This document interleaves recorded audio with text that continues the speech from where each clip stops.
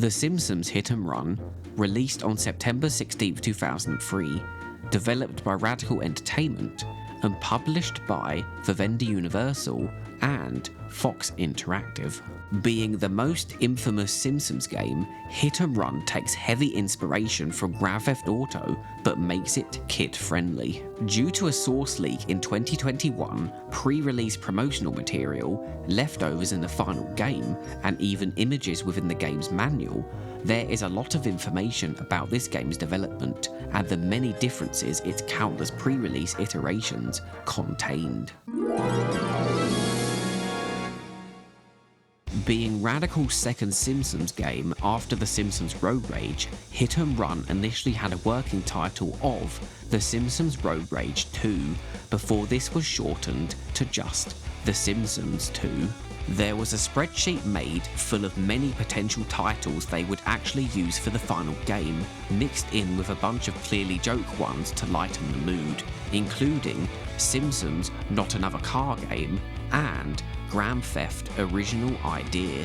One of these proposed titles is Kang and Kodo Strike Back, which would ultimately be used for the final mission of Level 6, and another, which is listed in multiple ways, Alien Autopsy, which later became the names of the final 3 missions of Level 7.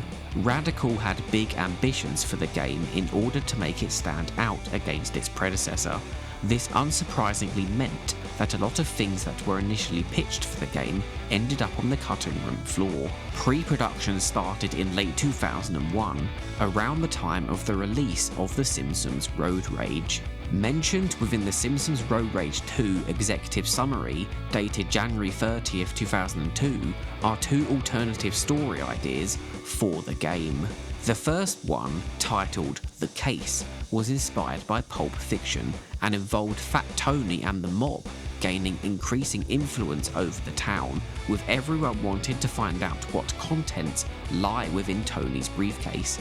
The contents would have remained elusive over the course of the game, to the point where the main characters would become obsessed with it, only for it to be revealed it's something mundane, like the inanimate carbon rod, or an unseen Simpsons game leading into a bonus level.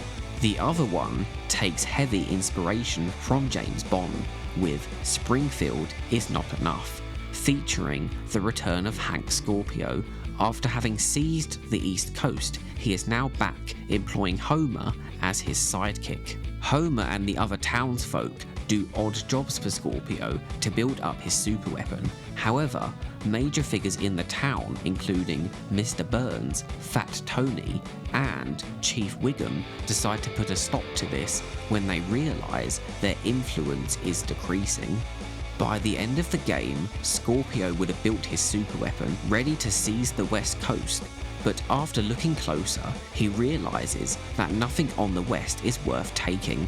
He gives the weapon to Homer, who doesn't want it either. There is a subtle nod to this drop story within the final game, being the Globex supervillain car, which would have most likely had more of a direct tie-in to the story had the idea been developed any further. Titles featured within the game name spreadsheet also relate back to these Pulp Fiction and James Bond-esque story ideas, including Donuts Are Forever, Dr. Dole, and Simpsons Pulp Fiction. The executive summary also mentions several mission types that were ultimately not featured within the final game. Stealth sneaking puzzles, where you have to stay out of an opponent's line of sight. Characters and vehicles being able to carry multiple objects with a capacity that varies depending on said object, character and vehicle, and herding living objects such as cattle. The summary also establishes practically from the get-go that The Simpsons Hit and Run wanted to feature out-of-car gameplay. An early design document was drafted on March 12, 2002, with it being submitted to Fox by April 11th. The document states many differences from what would become the final version of the game. This includes the game initially being planned to have 8 main levels instead of 7. Instead of being 3 different regions, the design document lists a total of 4, besides the 3 we have in the final game of the suburbs, downtown, and the Squidport, there was also an industrial region planned, and just like the final game, there was to be at least 2 variants for each region. The Halloween level did exist during this early conceptual phase, but it is noted down as a bonus level, unconnected from the main story, with this explaining why the PC version has directory folders up to level 9. The levels at this point are also referred to as episodes, with the developers regarding each as if they were separate plots of 8 different episodes of The Simpsons that eventually all connect. The level order presented here is also slightly different from the final game. As we can see, besides the industrial area being cut, the Squidport and downtown areas were also switched around. As is the case in the final game, thanks to the Halloween level, the game seems to have always been planned to be bookended by the suburbs. The suburbs was to have 4 areas: Evergreen Terrace, Pressboard Estates, Hicksville, and the suburban ghetto. Downtown was originally supposed to have more locations within its town centre, including the police station, which ended up in the financial district within the final game. It was also planned to have a river separating areas instead of the Matchlock Expressway. The Squidport had its time of day switched around, with us initially first visiting it during nighttime, and then the latter level featuring it during sunset. The industrial region would have featured a lot of interior locations like the power plant, a train yard, and Springfield Mall, as well as locations like Springfield Prison and the Box Factory. As we know, the power plant area was eventually folded into the suburbs region, and the train yard would become part of downtown. Sadly, the Springfield Mall was cut altogether. A lot more locations from within the show were also pitched to be featured within these levels compared to what we ultimately ended up with in the final game. Moe's Tavern and the Android's Dungeon were later switched around, initially being planned to feature in the Squidport and downtown regions respectively. An interior suggested in this document that didn't make the final game was the Springfield Church. There is concept art depicting the Springfield Mountain area, another location that ultimately didn't make the final game. At this point, the game was planned to have at least 16 unique vehicles, and there was a feature planned for the pause menu to increase the size of the minimap, something which never made the final game, despite the radar map actually being one big model within the game files. Each level was to have a unique playable character, having us play as 8 different characters instead of the 5 presented in the final game. Over 50 characters were slated to appear, but only 42 feature in the final game, with a unique side character suggested but not present in the finished product being Rainier Wolfcastle. Special guest stars are mentioned in the document, but none ended up appearing in the final game. 75 missions were initially planned, but this would be reduced to 56. Vehicles were planned to have different abilities, none of which would be implemented into the final game. These include a speed turbo boost, oil slicks disrupting other vehicles, an exploding duff keg, a bullet time feature, and a smokescreen disabling the steering of opponents. Capture the Flag from The Simpsons Road Rage was also planned to reappear. The speed turbo boost would be repurposed in the bonus game, which contains a unique pickup for it, and it is activated by pressing the horn button. Hit and Run had an initial plan to feature dedicated bosses. A boss ideas document lists several different potential bosses for the game, including a tornado, Wally Weasel, a giant squid, aliens, and Lard Lad.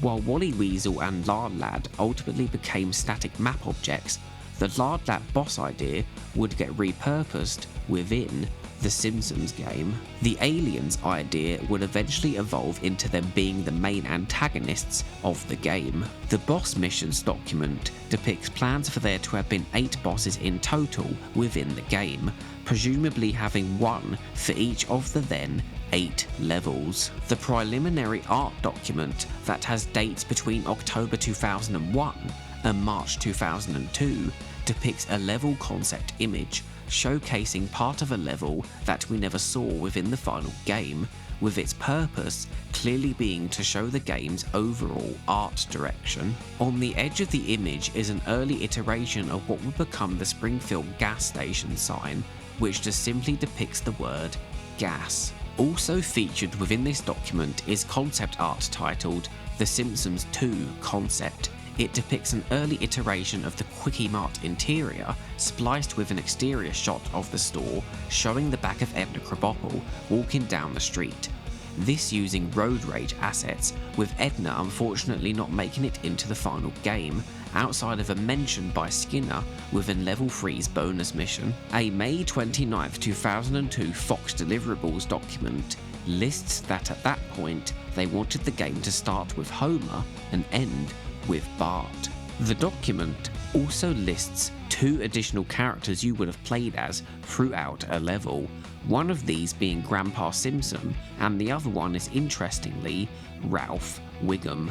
Level 8 Suburbs is described as a half moonlit night with cool tones of blues against a purple blue sky. There is also more locations listed for the suburbs, including the Dump, Winfro Dog School, and the Googleplex, the latter of which would be placed within the downtown region in the final game. The document also has downtown's time of days being switched like the Squidports, with its first appearance set at night, with neon lights lighting up the location like Times Square, and then the second appearance of the level was to be set during a quote, autumn afternoon. Multiple locations planned for downtown ended up within the suburbs in the final game, including the community centre and the drawbridge. The industrial region is stated to have the Springfield Stadium and the Duff Brewery before they were given to downtown and the Squidport, as well as the power plant acting as the central hub of the region, being a lot more expansive compared to the final game, with areas like the cafeteria and the dungeon. This version of the Duff Brewery is also described with a bunch of interior locations, including a tavern, a vat room, and multiple elevators. A couple of cut vehicles are listed within the document too. Flanders was to be a driver with his motorhome as a vehicle, and McBain was meant to appear in his Hummer. Homer's family sedan and Bart's on a roller are not listed as vehicles.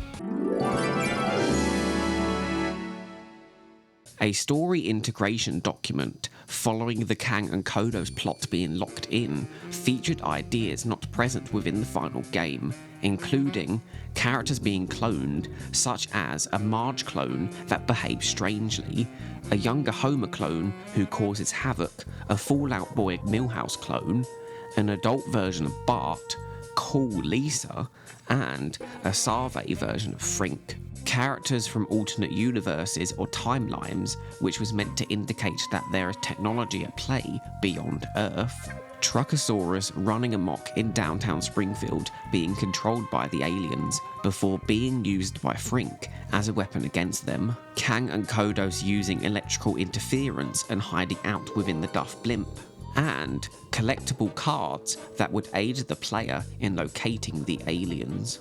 Some of these ideas would be repurposed or have remnants featured within the final game, such as the collectible cards being a side activity unconnected to the main plot, and the aliens having a secret base within the Duff Brewery. The Simpsons 2 story document states that the final missions would have had the revelation of an intergalactic vote, which would be cast as to whether to destroy Springfield or not, essentially cancelling the reality TV show. The player would have had to destroy transmitters to free the town and chase the aliens out of Springfield and into Shelbyville. The high-level design document has a bunch of images showing an earlier version of the game's first level, with the game by this point having dropped the industrial region and dispersed some of those locations between the 3 regions we got in the final game. This older iteration of level 1 was a slightly different take on the suburbs that was larger and more road rage-esque. Level 1's design was later completely revised, making it more condensed but more detailed. Another image depicts the roof of the Quickie Mart, which has taller walls and lacks the air vent seen in the final game. However, there is still a collector's card featured, but it has an earlier design depicting a generic question mark instead of the Buzz Cola branding seen in the finished game. Imagery of some of the collision files of this earlier iteration of level 1 shows some of its layout. Like the final game, the level is segmented into zones and rails, zones featuring well-known Simpsons landmarks and rails being less known areas linking the zones together. Zone 1 is the area with the Simpsons house. It is a lot more square compared to the final game. Rail 1 is the connecting area between Zone 1 and Zone 2. Unlike the final game, Rail 1 doesn't contain the Burlesque house. Zone 2 is the one we have the Quickie Mart screenshots of. While it has a gas station next to the Quickie Mart as in the final game, there seems to be a dirt path shortcut located behind the store. Krusty Burger and Lard Lads are also present, but are further apart due to the map being less condensed. Rail 2 connects the Quickie Mart zone to Zone 3, Springfield Elementary. It's more bendy compared to the final game, and there is a back alley shortcut present. Zone 3 has Springfield Elementary in its dead centre, with roads going around both sides, unlike the final game. Springfield Library is also present. Rail 3 connects Zone 3 to the 4th zone, the rich side, and it actually features what seems to be the bridge between the cemetery and Cletus's house from the final game. Zone 4 is significantly different from the final game's depiction of the rich side. It is right-angled, and it features the First Church of Springfield, a Krusty Burger, and the grocery store, all of which would be reallocated between Rail 2 and Zone 3 in the final game.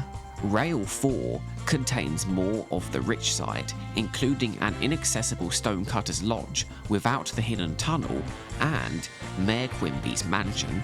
Located at the very top is Burns' mansion, which seems to have originally been the only exit out of this part of the map, instead of being an initially inaccessible alternate route. Zone 5 is completely dedicated to the interior of Burns' mansion, which itself is of a much larger scale and has a second staircase. The main upstairs room is located at the back of the mansion instead of off to the side. Rail 5 is the connecting area to Zone 6, the power plant. It depicts Burns' garden that seems to have a more complex layout compared to the one featured in the final game. Zone 6 depicts not just the power plant, but its car park as well. Unlike the final game, it does not connect to the Stonecutter's hidden tunnel, with Burns' garden tunnel acting as the original substitute.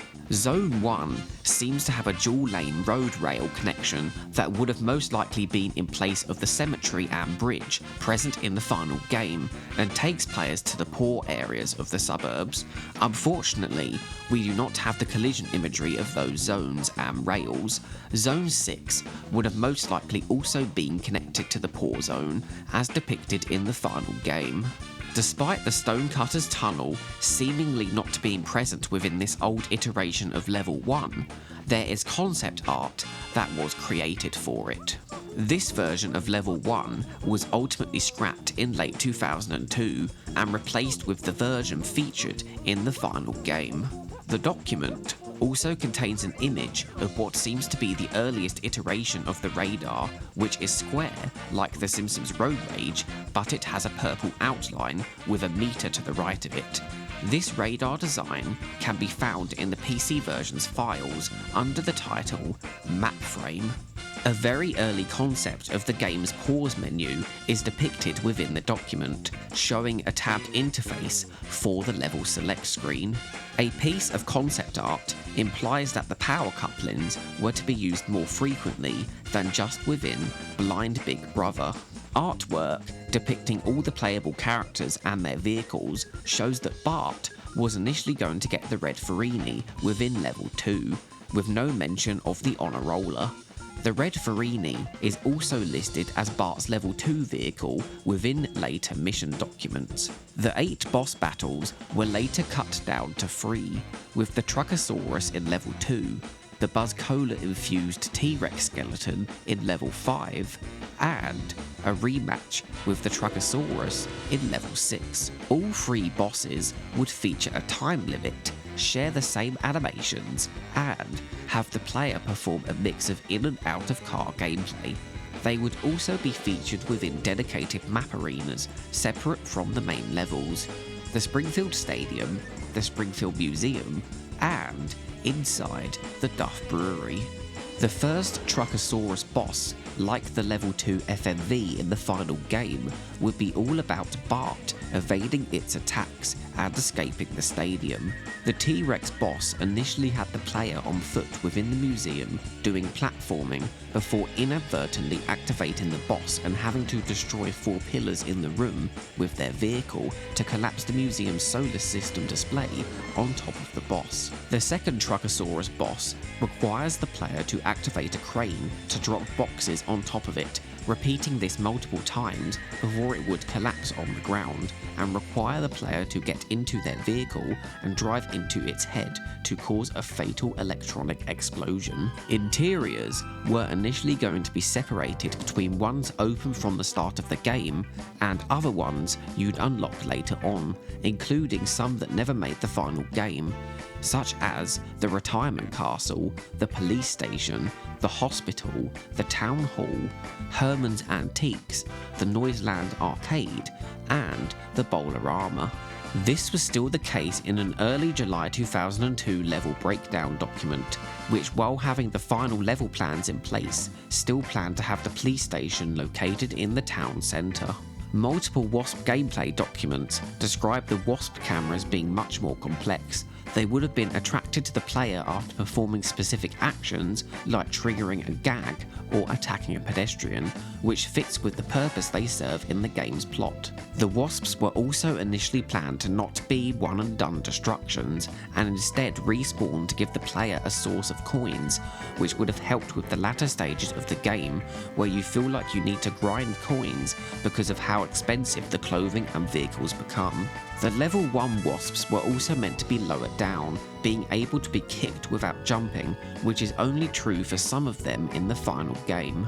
The Wasps would have also become more aggressive the more and more you destroy, as well as each level making them harder to defeat with new abilities like the shield that appears in the final game, as well as a phasing ability that did not. The document also states that the game would have applied a Wasp camera filter to the player's screen when near an interesting location like a car jump or an air vent.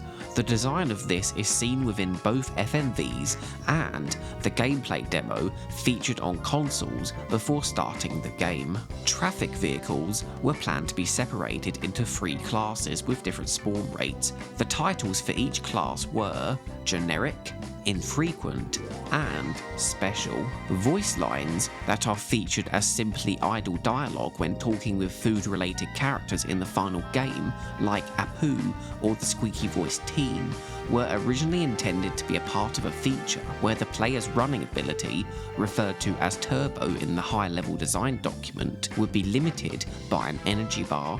The player would then have to purchase food from these vendors to refill it. Due to this function no longer existing in the final game, not every character's voice lines end up being used due to not every level featuring a food vendor character. All right, juvenile. Serve me a fatty poison of some kind. Please to be giving me something to eat. Thank you. Do you have anything at all made of chickpeas? I'm so hungry, I'll eat anything, as long as it's organic, vegan, and cruelty-free. I'm starving and I'm on a mission. What a time to be vegetarian. I'm a little tuckered out. What have you got that'll perk me up? There is a takeout window mentioned in the Landmarks design document, dated October 31st, 2002, as being a place within Level 1's commercial zone near the Quickie Mart, where players can order food from the squeaky voice team. A leftover from this in the final game is featured within Level 3, where the Krusty Burger near the android's dungeon has an open window to an empty box interior. There is also leftover code in the game where the squeaky voice teen was to have spawned inside said box, but re-enabling the code just places him outside due to the game not allowing the NPCs inside solid objects. This model of the Krusty Burger with the window box is also featured within Level 1's bonus map. Doorbells were planned to be more common than they are in the final game. An alternative to the Larry the Looter gag was considered, this being Escape from Death Row. A don't do drugs message was planned to appear at the end. A gag involving Mr. Burns' bed was cut, alongside his bed being depicted within the game at all. A vocal gag was cut in Springfield Elementary, depicting the sound of Skinner and Edna making out behind a closed door, though only Skinner's voice would actually have vocals. Krusty's clock in Bart's room was initially planned to have voice lines instead of just explode. The squishy machine in the Spooky Mart was planned to have Chief Wiggum's legs depicted dangling out, most likely being cut due to the game's age rating. The little red car gag outside of the try and save was much more featured, with the player character shrinking and jumping into it. The car falls apart and Nelson appears saying his catchphrase. The whole shrinking player aspect would survive to be used for Level 7's miniature secret vehicle. Slot machine gags outside of Burns Casino were considered, but most likely removed due to the game's age rating. The Springfield sign was planned to have the letters as breakable objects, with some form of traversal to reach them needing to be added. A gag of Mole Man within the Cadillac crashed into the planet Hype was planned. Ultimately, the vehicle was removed from Level 3 and became the Level 6 secret vehicle without Mole Man involved. Mole Man's gag model, however, is still located within the final game's files, as well as the gag being depicted on the Level 3 scrapbook image. A telescope on Springfield Dam would have shown images of multiple places within Springfield. The Radioactive Man gag in the android's dungeon was originally planned to have an Up and Atom vocal, and a gag completely cut was a blow-up sci-fi doll where its breasts and butt would expand before deflating. This gag was also no doubt cut for age rating concerns. The gag's model also still exists within the final game, but re-enabling its commented out code reveals it wasn't correctly implemented. More cut suburb gags include melted down guns playground equipment, which would involve the player sliding down a slide, setting off a weapon. The Rock of Shame featured within the Stonecutter's tunnel as an obstacle to vehicles, and another gag within Bart's bedroom involving Normal the hamster fly a plane around the room. Downtown also has some more cut gags. A monkey planned to appear on top of Lard Lads, where it would throw coins at the player if they approach it. One of the fire trucks was to have an extending ladder. A cut X-ray gag. A destroyable ATM, potentially repurposed into the Buzz Cola machines, a vehicle obstacle of the Stonehenge World Tour, an exhibit located near the Museum of Ming Vases, Bowling Balls of China, and the sit and rotate elevator where you'd have to find its hidden door, which would enable entrance into the restaurant. Level 1 Springfield Shopper has multiple earlier iterations of its headlines. The earliest known one only has one single headline, this being First Day of Spring, ants, picnickers reached last-minute accord. While a later edition of the newspaper was planned to have 2 headings, both different to the final game. Headline, President, Rockstar to swap wives. Subheadline, Dog kills cat, self. Level 2's main headline was rewritten. Previous iterations were Nameless assailant harasses Burns, says Burns, or Local man chased by dogs mistakes harmless pizza van for sinister surveillance van. Level 3's headlines were completely different. The main one was Slow News Day grips Springfield, while the sub one was Local truant gone truant. Honest student searches for dumber brother. Level 4's headlines were initially quite long and ambitious, with main headline, Mysterious shape found in farmer's field, scientists perplexed, some say sign of rapture, flights booked. This text has a note next to it stating that they wanted to shorten it. A slightly different version of the final subheading exists as well. Missing boy found safe, has no memory of abduction. A later iteration of the headlines made them much more simpler. Main headline, local boy felt safe. Subheadline, artists rendering file photo. Level 5's main headline has multiple alternative variants. Exciting new cola gets popular, and Springfield goes crazy for crazy new cola. An alternative subheadline also exists. Boring housewife unpopular. Marge Simpson attacks another fun fad. Level 6 only had its subheading changed. The original was Local crackpots warn of alien cola plot, with there meant to be a picture of Bart and Apu looking freaked out. Level 7's newspaper also only had its subheading changed. Before the Professor Nick one, it was Local housewife says I told you so, with a picture of Marge. The PR disc and multiple source leak documents detail several mission differences from the final game. Bonus missions didn't always exist, with This Old Shanty, Beached Love, Kinky Frinky, Milking the Pigs, and Flaming Tires being created after they were included. This Old Shanty seems to have been one of the last missions created for the game, not appearing in any of the mission or level breakdown documents. Petty Theft Homer would have introduced the Lose the Tail mission segment after collecting all of Ned's items, explaining the existence of the drama variant of its music that isn't used until For a Few Donuts More in the final game. The Fat and Furious originally had Homer confront Smithers in the power plant parking lot next to a black van.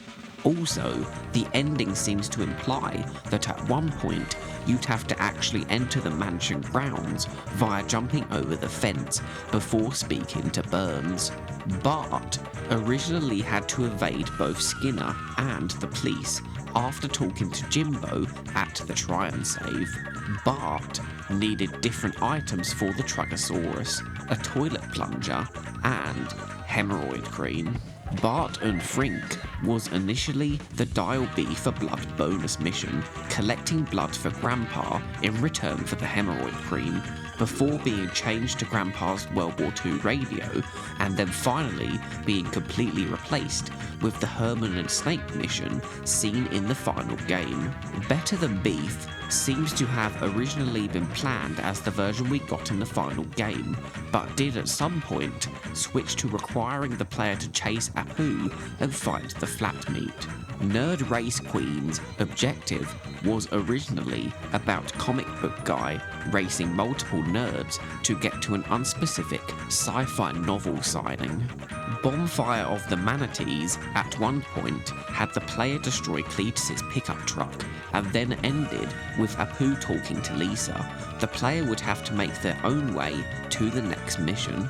Level 3's bonus mission, Principal, was initially the 4th mission of the level before being replaced with Operation Hellfish.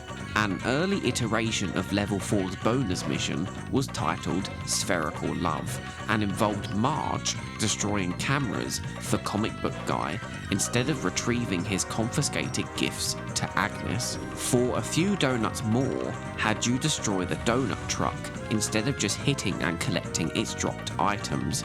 A text string, unused in the final game, still exists for this.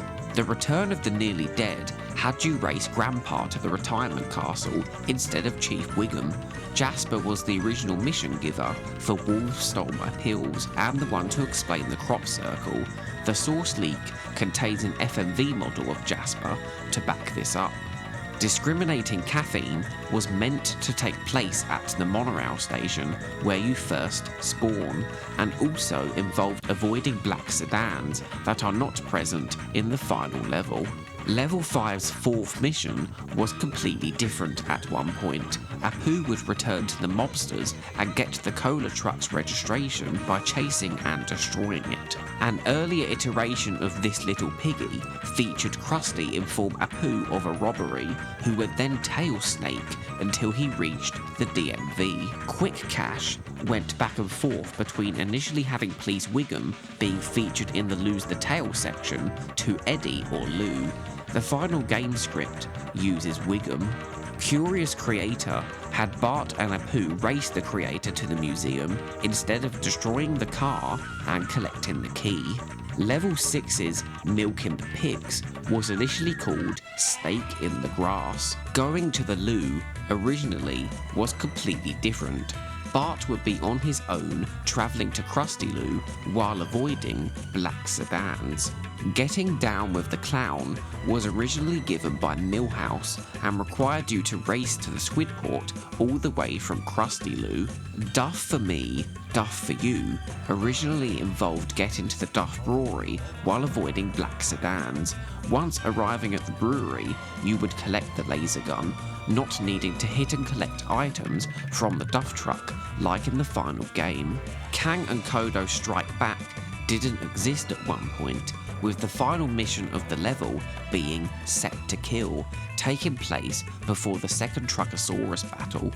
Once the boss battles were completely dropped, Kang and Kodo Strike Back became the final mission, though it seems that there was initial plans to race multiple black sedans instead of just one. Flaming Tires initially had Homer collecting Smithers' items instead of Burns. There are leftover object files within the console versions of the game, as well as the source leak that confirmed the change was quite late into the mission's development, with the three objects being a pair of chaps, a phone book, and a miner's helmet. Pocket Protector's name would have made more sense because the mission would have involved protecting Frink's hovercar from getting damaged by hostile zombie cars. Alien Autotopsy had Mr. Burns sell all his power plant nuclear waste to the Black Ferrini driver, though he gives Homer a map locating 3 random barrels of nuclear waste. It also seems to have been planned as one long mission, with Comic Book Guy being replaced with Snake in the final version of Part 2. Just like in Pocket Protector, the zombie cars would also be after the player alongside the Black Ferrini. Level 7's ending cutscene was to not directly feature Kang and Kodos, but more vaguely show an alien tentacle shriveling up.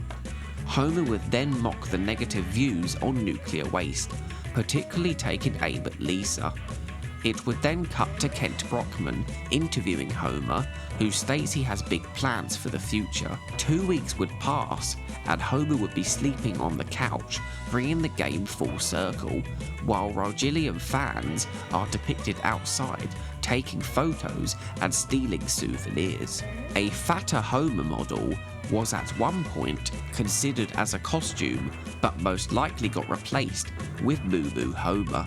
A more cartoonier Wasp camera design was used at one point during development. Another earlier design that is more detailed than the final version was also created.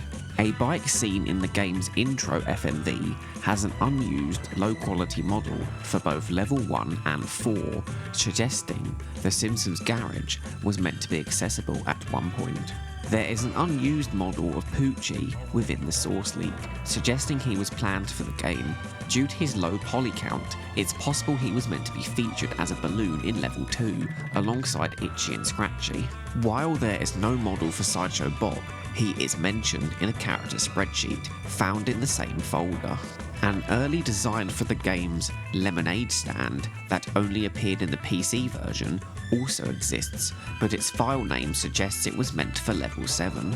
The source leak contains an unused console mission icon titled Damage, which depicts a damaged version of the cell phone car, presumably meant for level 2's sellouts. An unused bonus map also features within it, showing a low-detail dirt racing track.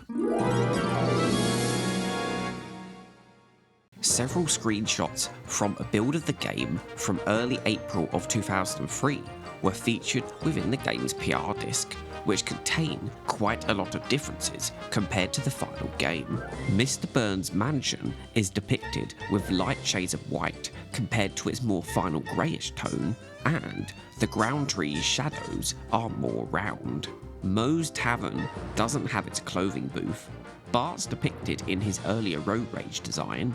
The DD jar has a different design as well as its placement being slightly different. Barney is drinking beer like the rest of the people in the bar, and Moe is missing. Grandpa Simpson is depicted as a driver within level 3, which isn't the case in the final game to prevent character duplication, with it utilising a suppressed driver function within its level scripts. Street lamps also have functioning light cones, unlike the final game. A unique billboard at the Squidport was replaced with a 500-yard gash ad in the final game. There are small spotlights present at the bases of the Squidport sign. Also, there is no phone booth, and an additional streetlight is present. Phone booths lack their telephone icon above them. The small island near the dam isn't present. There are light rays poking through the foliage in the background, and the blue building present next to the Ham Ahoy billboard is missing. Level 5's hospital sign has a different font. The text on the Springfield Park sign appears on both sides, unlike the final game. Level 7 Springfield Elementary has a separate colour for the bar around its roof. The window lighting seems lighter, and less windows are lit up. The same radar depicted in the old Level 1 screenshots is seen, which is also featured in the PC game files. It doesn't depict the Richside Bridge in Level 7 being blocked off. An older suburb tree design is depicted, and unlike the final Level 7, they still have leaves. Ralph is featured outside of Springfield Elementary in a slightly different placement to his final game zombie equivalent, suggesting that him, Milhouse, and Nelson were meant to feature within Level 7. Further to this, a different racing icon featuring the yellow item glow is depicted above his head. Level 7 Skybox contains a much larger moon, which itself is in a different position, and the sky has a lot of small dark beige clouds. The 70s sports car is a more saturated green colour, has a different front grille, a blank rear plate, and a more detailed trunk interior containing real vinyl records. The textures for the vinyls are still present in the final game's files. Springfield Elementary is titled as such instead of its Halloween variant's name of Springwart's School of Magicry. Further to this, the dynamic sign gag isn't present, instead having a duplicate of the regular Springfield Elementary sign, which is located at the rear entrance to the school in the final game. Screenshots from April 8, 2003 continue to contain differences. Level 2 is depicted with a dark overcast skybox with light rays shining through it. The apartment building in the background has a yellow roof instead of the final's blue. The crossroad has the road texture that is featured outside the plasma center in the final game. The lexicon has a wall placed next to it that was later removed, and the neon sign has additional text underneath it. The pedestrian crossing texture also seems to extend to the sidewalk corners, instead of having the regular teal road colour between them. The screenshot uses another iteration of the radar that is green and, based on pre-release footage, acts more like a traditional underwater submarine-esque radar. Just like with the previous 2 iterations of the radar, the textures for this version, including its sweep function, are also located within the PC version's files. The Duff Brewery has a different design, with the vats being connected directly to the pipes, and the left section of the building being placed much further back. There is an extra Duff Beer truck container blocking off the front area of the left section that doesn't exist in the final game due to the building being brought forward. The most left Duff container is also rotated 90 degrees. It also seems that the crusty glass entrance to the Duff Blimp pad doesn't exist, potentially suggesting it wasn't an accessible area in level 3. This overall design for the Duff Brewery is more realistic, with the gap in front of the left section making more sense to exist so trucks can get inside, and the pipes being directly connected to the vats make much more sense than the beer spilling everywhere and the vats being half the size. Streetlights, located outside of Burns Casino, share the multiple bulb light pole design, with ones featured in level 2, instead of the singular bulb design in the final game. The foliage on the right hand side is different as well, with it being a more hedge maze-esque design. The stone bridge walls near the Springfield sign are grey instead of purple. The area had additional trees on the right that were removed. There is a gap in the trees behind the Springfield sign showing an orange object, and the broken bridge's draw distance was shorter, not depicting its broken support beams. April 15th screenshots depict the following notable things. The Simpsons house is missing its flowers, and the Flanders chimney is white instead of pink. The background sprite trees have a more varied texture design. The world's largest toilet sign has not yet been added. The vehicle environment maps are more basic, and the zoomed in vehicle camera is noticeably lower down compared to the final game. Jill's placement is not past the bridge. The overhead wire supporting pole near the brown fence is placed in front of it instead of behind. Either Milhouse is located further east of his final game spawn point, or Jill is placed further into the zone. The phone booth's base is a lot smaller. The Duff Brewery has been altered to its final game design, and Lisa is driving the level 6 secret car within level 3. Vehicles seem to spark fire when drifting. The Duff truck container still hasn't been flipped 90 degrees yet. Little spotlights underneath the rotating planet statue are present. The Krusty statue located on top of Krusty Lou Studios has not yet been added to the game. A level 4 screenshot depicts a forklift located within the power plant. This seems to have been an interactable prop similar to the Duff van at the Quickie Mart, and has an unused sound effect still present in the game's files. The forklift was replaced with the more common updraft air vent. The power plant's platforming section was more varied, with cubes in place of some of the grates, and the air vent on the left has a more detailed texture. Wasp cameras obtain their shields within level 4, which was also mentioned in one iteration of the Wasp gameplay document. This is not the case in the final game. A ramp leading up to the platforms at the front of the power plant's interior was also replaced with an updraft air vent. Waylon Smithers is shown with grey hair instead of brown, looking closer to his appearance in the show. A late April build contains Apu as a driver in level 2. Just like with Grandpa from before, he would have been removed to prevent duplication because he already features within the level. Collector's cards are still using their early design of having a question mark. The clothing booth icon seems to not have as clear of a black outline compared to the final game. A main menu UI mockup screen that seems to predate E3 have detailed differences, including the font being completely different, the sleeping Homer model on the couch being the early Road Rage iteration, the scrapbook lists a level's unlocked FMVs, the texture for the FMV collection icon is still present in the PC game files. The scrapbook also has a non-coloured in image of the family sedan.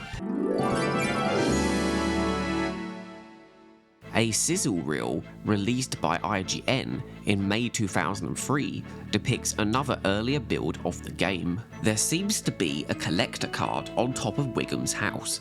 This was moved to the backyard in the final game, with house rooftops being left inaccessible. The earlier suburb tree design is present throughout Level 1. Stop signs are treated like other props on the map, not destroyable, but movable. A station wagon is actively present in Level 1's traffic. The road around the cemetery has a solid yellow line in its middle instead of the spaced out dotted yellow lines. Level 6's street lamps actually feature functioning light cones. The house across the street from The Simpsons has a larger wall in place of the hedge wall and features open gates. An earlier iteration of the directional arrows are featured, which are blue and point towards the mission location. These also aren't layered on top of the road like the final version. The bonus mission icon above Comic Book Guy is surrounded by the yellow pickup highlight instead of the blue one in the final game, just like the race icon in the earlier Level 7 screenshot. The fountain outside the Springfield Stadium has a different base design. The phone booths have a large 2D telephone sprite above them instead of a 3D model, as well as two circles placed around it, not present in the final game. Several phone booths are in slightly different places. The Level 6 one near the large stairs is located directly within the gas station instead of across the street from it. The one across the road from the Simpsons house within Level 4 is located further away on the street adjacent to the house, and the Level 2 one near the stadium is located closer to the water fountain. Further to this, the one located outside the cemetery is missing entirely. A E3 gameplay demo continues to contain differences from the final game. Despite being present in the previous sizzle reel, the footage in this gameplay demo of Level 1 either has Wiggum's house with an extremely low draw distance, or is missing entirely. The blue house next to The Simpsons has an additional wall in their backyard. The lens flare effect featured within Level 1 and 3 doesn't feature in some shots, and, alongside the inconsistent vehicle camera, alludes to the video containing footage from two separate game builds. Sound effects for opening and closing vehicle doors are present. The phone booth is now located across the street from the Simpsons house, and the smaller hedge-like walls are present. The other phone booth down the street from the Simpsons house is not present, however, with it most likely being added sometime after to make up for the previous one getting moved closer to the Simpsons house. Level 6's skybox has a larger moon and is full of grey clouds. Pedestrians could walk across road crossings. This functionality was removed in the final game. Nelson's Level 4 race start location is depicted outside of the First Church of Springfield instead of outside the Golden House. Millhouse's Level 1 race spawn is in a completely different location, being located down the street from the Quickie Mart instead of across the street from the trailer park. The phone booths, while no longer having a 2D sprite, still have a slightly different looking 3D telephone model above them, based more on said 2D sprite. Homer is seen driving the monster truck within Level 1, something only achievable via the 100% complete all cars cheat. Bart's jump sound effect is completely different, and the Wasp camera doesn't spawn as quickly as it does in the final game. The Duff truck outside of the Quickie Mart is less detailed, with no smoke protruding from it, and Homer's air vent dialogue doesn't trigger. There is also an extra aircon unit on top of the roof of the store. Wasp cameras look less metallic. Their wings are not transparent. There are also 2 of them located within Level 1's power plant, while Blind Big Brother's power couplings are all facing west. The telescope model featured within Level 6's observatory interior is completely different, having a red metallic texture, as well as the interior still using the external Level 3 backdrop as a placeholder. The clothing booth in Moe's Tavern is located on the opposite side of the room. There is a spanner located above the tire fire. There is no phone booth located up the street from the Aztec Theatre, and the one near the Burns Casino is located right outside of it. An early logo is shown at the end that doesn't feature Bart, maybe a nod to him getting abducted by the aliens. A bunch of screenshots of the game were sent out around the same time to various press sites. The biggest difference is that a lot of the images contain, yet again, another version of the game's radar, which is somewhat of a merge between the submarine-esque one and the final games. Still not depicting the level map featured in both the early Blue iteration and the final game, but finally containing a hit-and-run meter with the sirens on top, though the sirens are both red.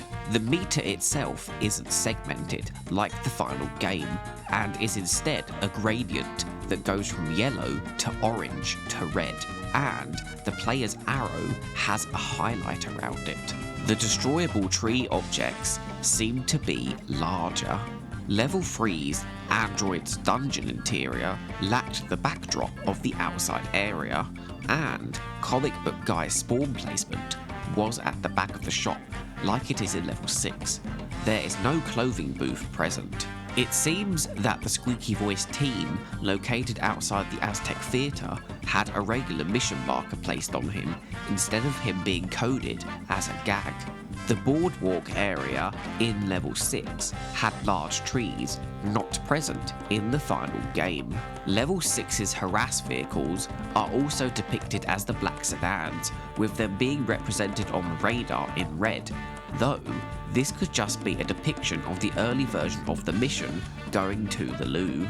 Grandpa's World War II rocket vehicle is implied to have once been an unlockable vehicle. The ghost outside the Simpsons house in Level 7 is placed further away. There is also a warped tree object next to the house.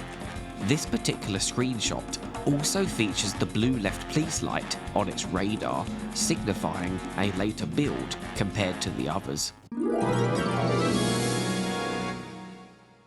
Screenshots of a post-E3 build are dated to around early June, with the game being mostly finalised. However, differences still do exist. The radar is finally looking like its final self, with the roads returning since being removed post the Blue iteration. Here though, they are light green instead of the final's dark, and the interiors on the map are lime green instead of white. The house across the street from The Simpsons looks almost like it does in the final game, but the open gates were the last thing to go. The vehicle camera height also seems to have been finalised now, while the phone booths now have their final 3D rotating telephone above them. The size of it has not yet been finalised. The mission direction arrows are now locked to the road like the final game, but appear darker overall. There is a small ramp made of tyres on the opposite side of the tyre fire's main shortcut ramp. Collector cards still have their old design. Bart's rear window doesn't have a unique design, and is like the other opaque windows on the Simpsons house. The purchasing vehicle screen has a completely different colour scheme, and a sprite of a more traditional price tag. This iteration still exists within the PC game files under the title podium.p3d. The price tag texture is also present as an exported PNG file. The hit and run text is present in all caps, and Milhouse appears to have darkened lenses on his glasses. The build featured in the game's manual seems to be dated around the same time. The main menu is almost finalized, except it still has Homer's road rage model. The radar seems to finally be borderline the version we got in the finished game. The game overall still features the earlier road rage models this late in its development. The most noticeable thing here is how all the mission giver icons have the characters depicted within 3D instead of the 2D show style seen in the final game. The PR disc contains images from a June 20th build with these 3D character icons in higher quality compared to the manual. This June 20th build seems to have finally updated the character models to the ones seen in the final game. The arrows indicating the location of the next mission have also been finalized by this point. However, the mission objective text was still different. June 20th also has images depicting Level 3's 3D comic book guy icon, Level 4's 3D Bart icon, and Level 7's 3D Lisa icon. The collector's cards seem to also have been given their Buzz Cola branding by this game build. An image dated a day later, on June 21st, features Homer in his Moo outfit within level 7, which isn't achievable under normal means. Another image shows a closer look at the final Buzz Cola collector cards. A June 22nd image depicts Marge as a passenger in the zombie car with her hair down as if the vehicle has a roof. Another June 22nd image depicts level 6 still containing its grey cloudy skybox. The same image also depicts Apu's 3D mission giver icon. Images dated to June 24th show us both Krusty's 3D mission icon and also Kearney's from level 2. Two images of note are dated to June 27th. The first features a unique texture for the Spooky Mart sign, not present in the final game's level, but still appears in the scrapbook, as well as another depicting level 4's 3D Mole Man icon. A build covered by Worth Playing continues to reach ever closer to the final game, but it is still just that tad bit different. The mission objectives used a more comic book-esque style compared to the pictograms used in the final game, and the phone booths would list stability in place of the final game's handling. A GameSpot preview build would be placed sometime after this, due to the use of the final game's font in the mission objective, but still featuring the comic book panel style imagery. A late PS2 build, dated to July 10th, seems to have the final 2D character icons, but contains some minor differences, including slightly different object placements for the pickups, as well as the mission icon in Going to the Loo being one of the kids instead of Otto's school bus. The infamous set to kill timer is also not present within this build. Small differences include the lens flare being buggy as seen through walls, there is no victory animation for completing a race, and the wasps are more aggressive compared to the final game. The build contains a different version of the bonus FMV 500-yard gash. It is a bit longer, with some frames not included in the final version. The individual using the starting gun had their hand design changed. Scratchy gets pimples and a crotch shot after being injected with the steroids. There are more shots of Scratchy's heart, and it is depicted with more detail. The ending scene on the podium has a different background and camera positioning. The two FMVs from level 1 had pre-release versions of them. The first one, featuring the Wasps invading Springfield, depicts the characters using their older road rage models. Homer's animations seem much more comical, and overall, there seems to be more sound effects present. The second one, with the notorious sexy footage quote, is quite different. Besides also using the road rage models with more comical animations, Homer eats a donut instead of drinking a can of Duff. There is also extended footage of the Black Van report, showing the one directly outside the Simpsons house, giving us an exterior shot of Homer noticing it from within. The news then cuts to a gag of an alligator eating a robot, before we get to the ending with Marge, which is complemented with a saxophone jingle, something also not present within the final version. While not shared by IGN, the FMV when starting a new game also has an earlier iteration. Besides the same differences as before, it also includes two things not in the final game's version: an advertisement for Buzz Cola coins, and a shot of Homer exiting the house, showing an open garage. The Simpsons hit and run's tight deadline and having to get Fox to approve everything led to a bunch of inconsistencies / oddities to be present in the final game. The game's FMVs feature several differences from the final game, including ones that feature the exterior of the Simpsons house, depicting the house as it would have been in the old iteration of Level 1, featuring brown picket fences either side. The Sexy Footage FMV still contains the sound effect of Homer eating a donut in the final game, despite the footage having been changed. The low-detailed exterior shown also does not match the iteration of the level in the game, most likely being another remnant of the old version of Level 1.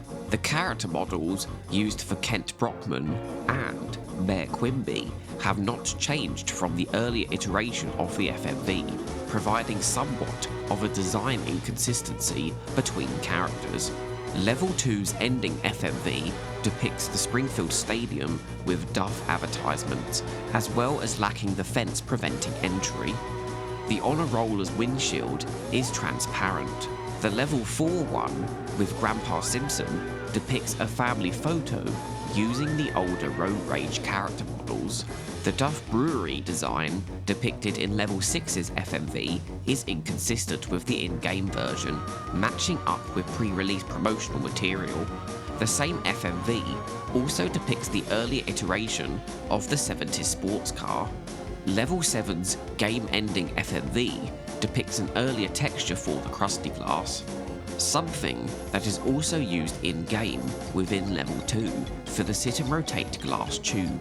Located within the PC game files is a placeholder image for the level loading screens and a blue background image that was eventually replaced with the newspaper and the orange and brown pattern from the final game. Also featured is an earlier design for the collector card user interface, which features tabs for each level, as well as a simple red question mark card design, and suggests that at one point there was intended to be 8 cards per level. There are also blank dummy image files representing each level's 8th card. There is an unused exploding graphic meant to be used at the end of the level loading screen.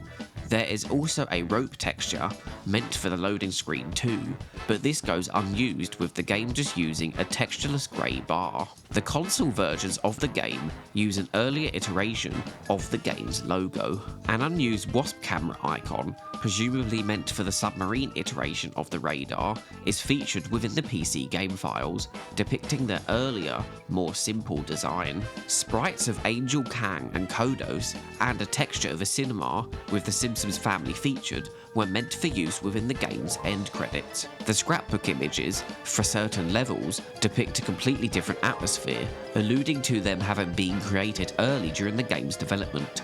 Some of them are staged shots, and all but one of them seem to lack actual skyboxes, using solid colours or gradients instead. Level 1 scrapbook image contains both the earlier Evergreen Terrace tree design and Flanders' pre-release white chimney, but it seems the positioning of the Evergreen Terrace sign was deliberately moved for this image specifically. Level 2's depicts an early version of downtown's town centre, with no trees around the Jebediah Springfield statue, which itself is rotated 180 degrees in the opposite direction and doesn't seem to have a removable head. The phone booth is placed on the corner nearest the Springfield Museum. There is another depiction of an earlier tree design, and the time of day is either dawn or dusk. Level 4's seems to be the only one with a somewhat detailed skybox, but it's nothing like the final games, being way more foggy and misty. It also depicts a different non-gag iteration of the Springfield Elementary sign. Level 5's image depicts an earlier iteration of Moe's Tavern, lacking its window bars and having its door facing outwards. Level 6's features the trees on the boardwalk, seen in pre-release imagery, as well as a building on the open lot, where Gil sells vehicles. Level 7's also features the pre-release gagless Springfield Elementary sign, as well as the broken down school bus featured in the playground being out front instead, with the latter most likely being a mock-up for the scrapbook image, as early screenshots of that area depict a phone booth there instead. The scrapbook image of Lisa's Malibu Stacy car is way more basic compared to the other 4 characters' vehicles.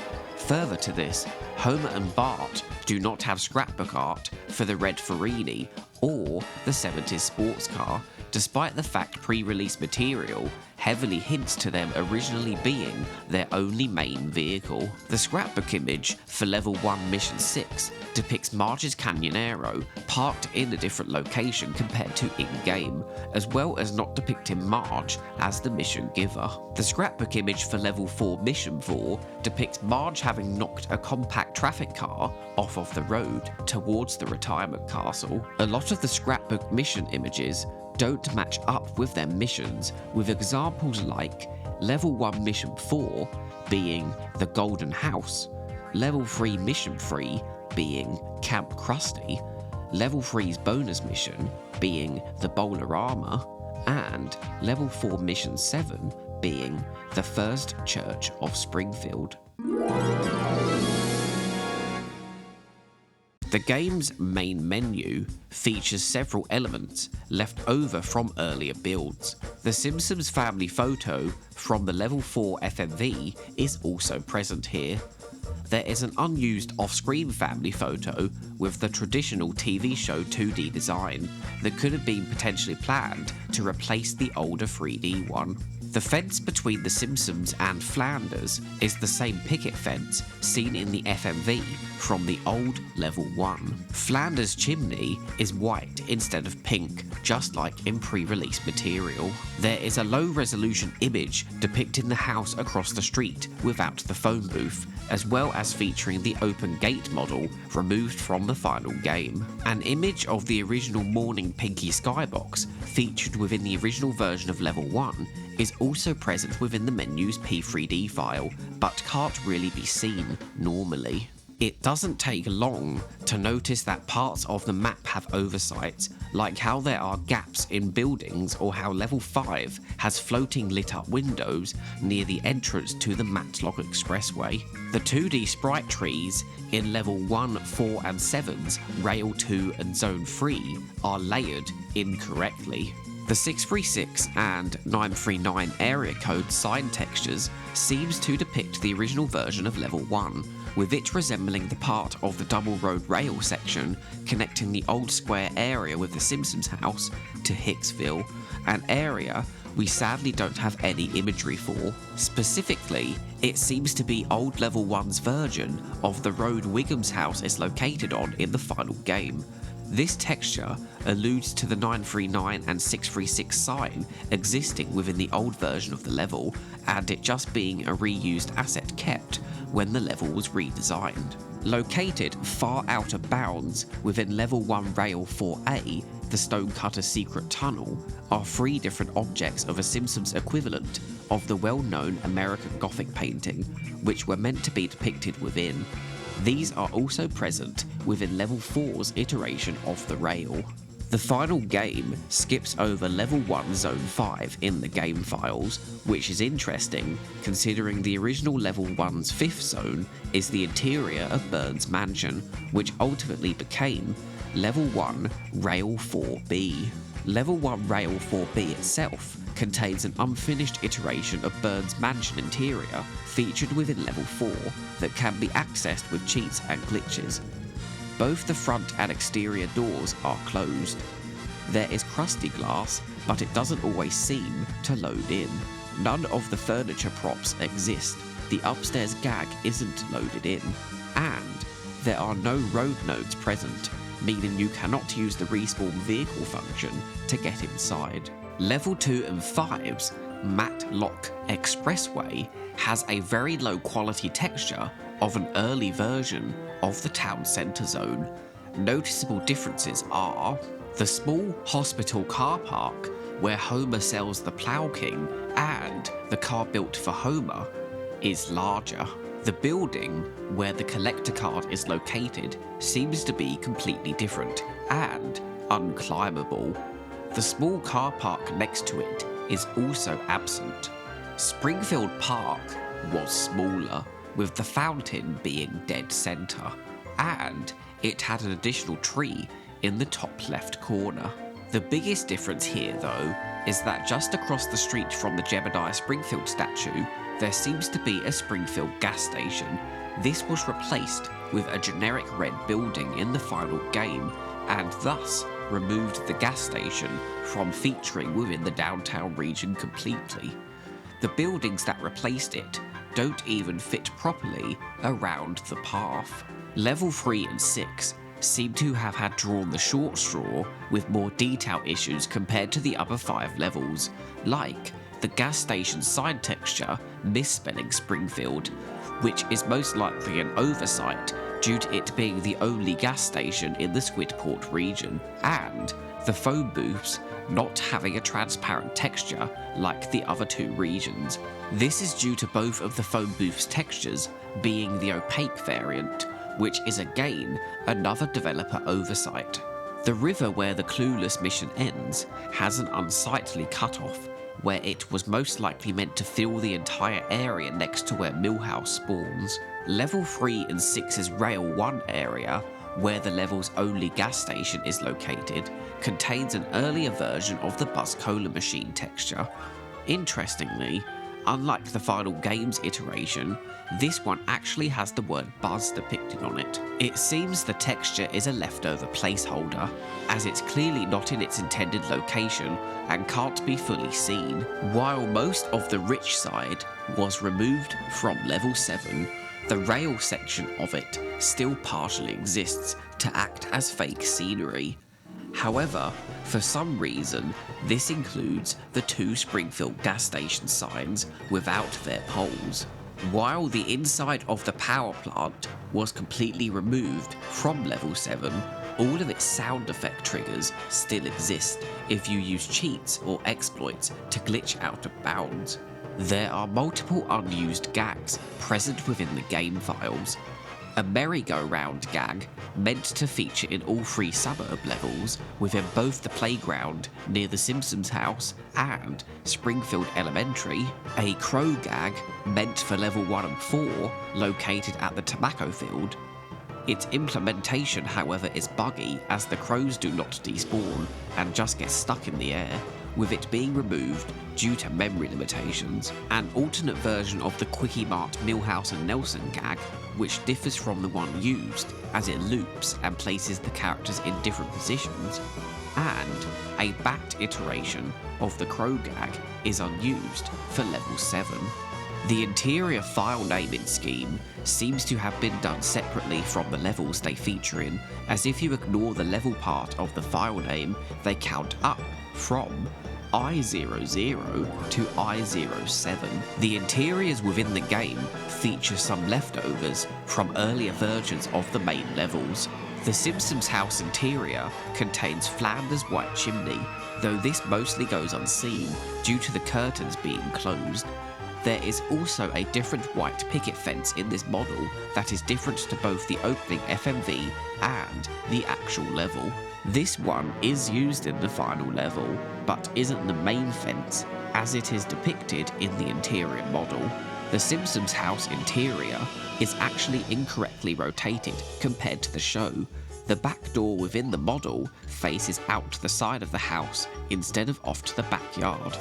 These discrepancies are also true for the level 4 and level 7 iterations of the interior. Both the level 4 and 7 iterations of the Simpsons house interiors include darkened images of level 1 as their exterior backdrop, instead of their own levels. Homer's gag model, seen in Level 4 Simpsons house, uses the older road rage design. Level 5 Interior 03, the DMV, includes a backdrop image of a very early skybox for Level 5 that is purple. This is one that doesn't even feature in the earliest available imagery scene for the level. The image also depicts the Try and Saves Level 2 gag that isn't present in Level 5. Level 6 IO5, the android's dungeon, has a background of the pre-release Level 6 skybox with more clouds as well as the working street lamps. Level 6 IO6, the observatory, just like with the android's dungeon, features the pre-release Level 6 skybox. While not being a traditional interior, Burns' power plant office in Level 7 still features a backdrop texture of the early Level 7 skybox seen in the pre-E3 PR disc screenshots. The android's dungeon has commented out code within Level 3 and 6's level.mfk script, which suggests, like the Quickie Mart, it was intended to have interior music. When doing a kick mid-air with a large drop beneath the player, the character model will sometimes revert back to its default T-pose, implying that there was plans for a falling animation that was never created. Snake wears a blue jacket in-game, but his mission icon depicts him with a brown one. It is unknown if his pre-release 3D icon would have had this same inconsistency. Agnes Skinner has a fully functional character model within the game, but this goes unused due to Skinner's sedan instead using a low poly version of the model.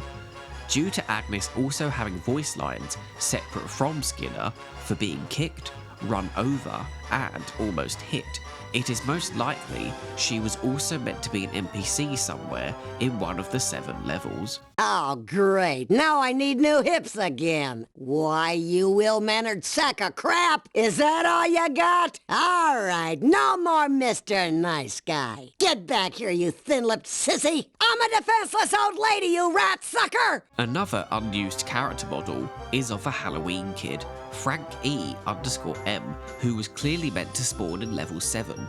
It's most likely an oversight where he was never added into the level's peg group.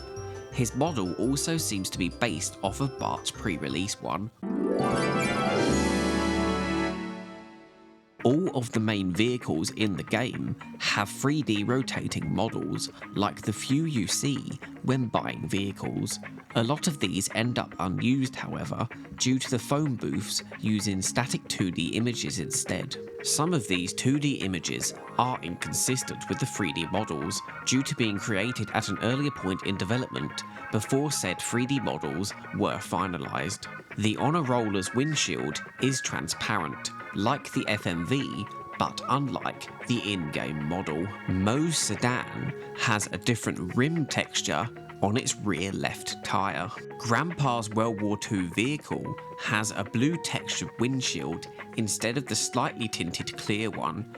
The Rocket version of the vehicle has a broken version of this earlier windshield texture. The Malibu Stacy car has white seats, closed lights, different rim textures, and lacks the speck of dirt. Snake's Little Bandit also has different rims. Burns' limo contains an image of Smithers with his pre-release grey hair. The 2D phone booth image of a vehicle's husk looks significantly different to the final in-game model. Included within the 3D rotated models is Grandpa's World War II rocket, which alongside pre-release material highly suggests it was once a vehicle obtainable outside of the final mission and the all vehicles sheet. The 70s sports car damage model matches the earlier iteration of the vehicle seen in the FMV's pre-release footage and screenshots. The traffic vehicles are notoriously less detailed compared to the main ones unlocked by the player.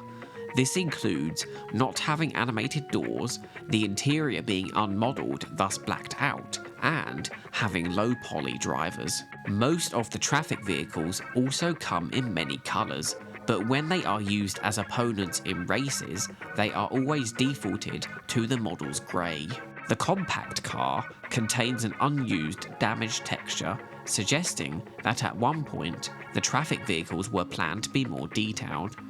This texture is also significantly different from the regular one, depicting a much earlier iteration of the vehicle. Within the game files, there are several unused Level 1 traffic vehicles, a small sedan, a station wagon, and an ice cream van. While the small sedan was replaced with the mini school bus and the station wagon with the glass truck, we do not know whether the ice cream truck was replaced or planned to be a fourth traffic vehicle cut for memory limitations. Its low detail compared to player and mission related vehicles is why it's assumed to be an unused traffic vehicle.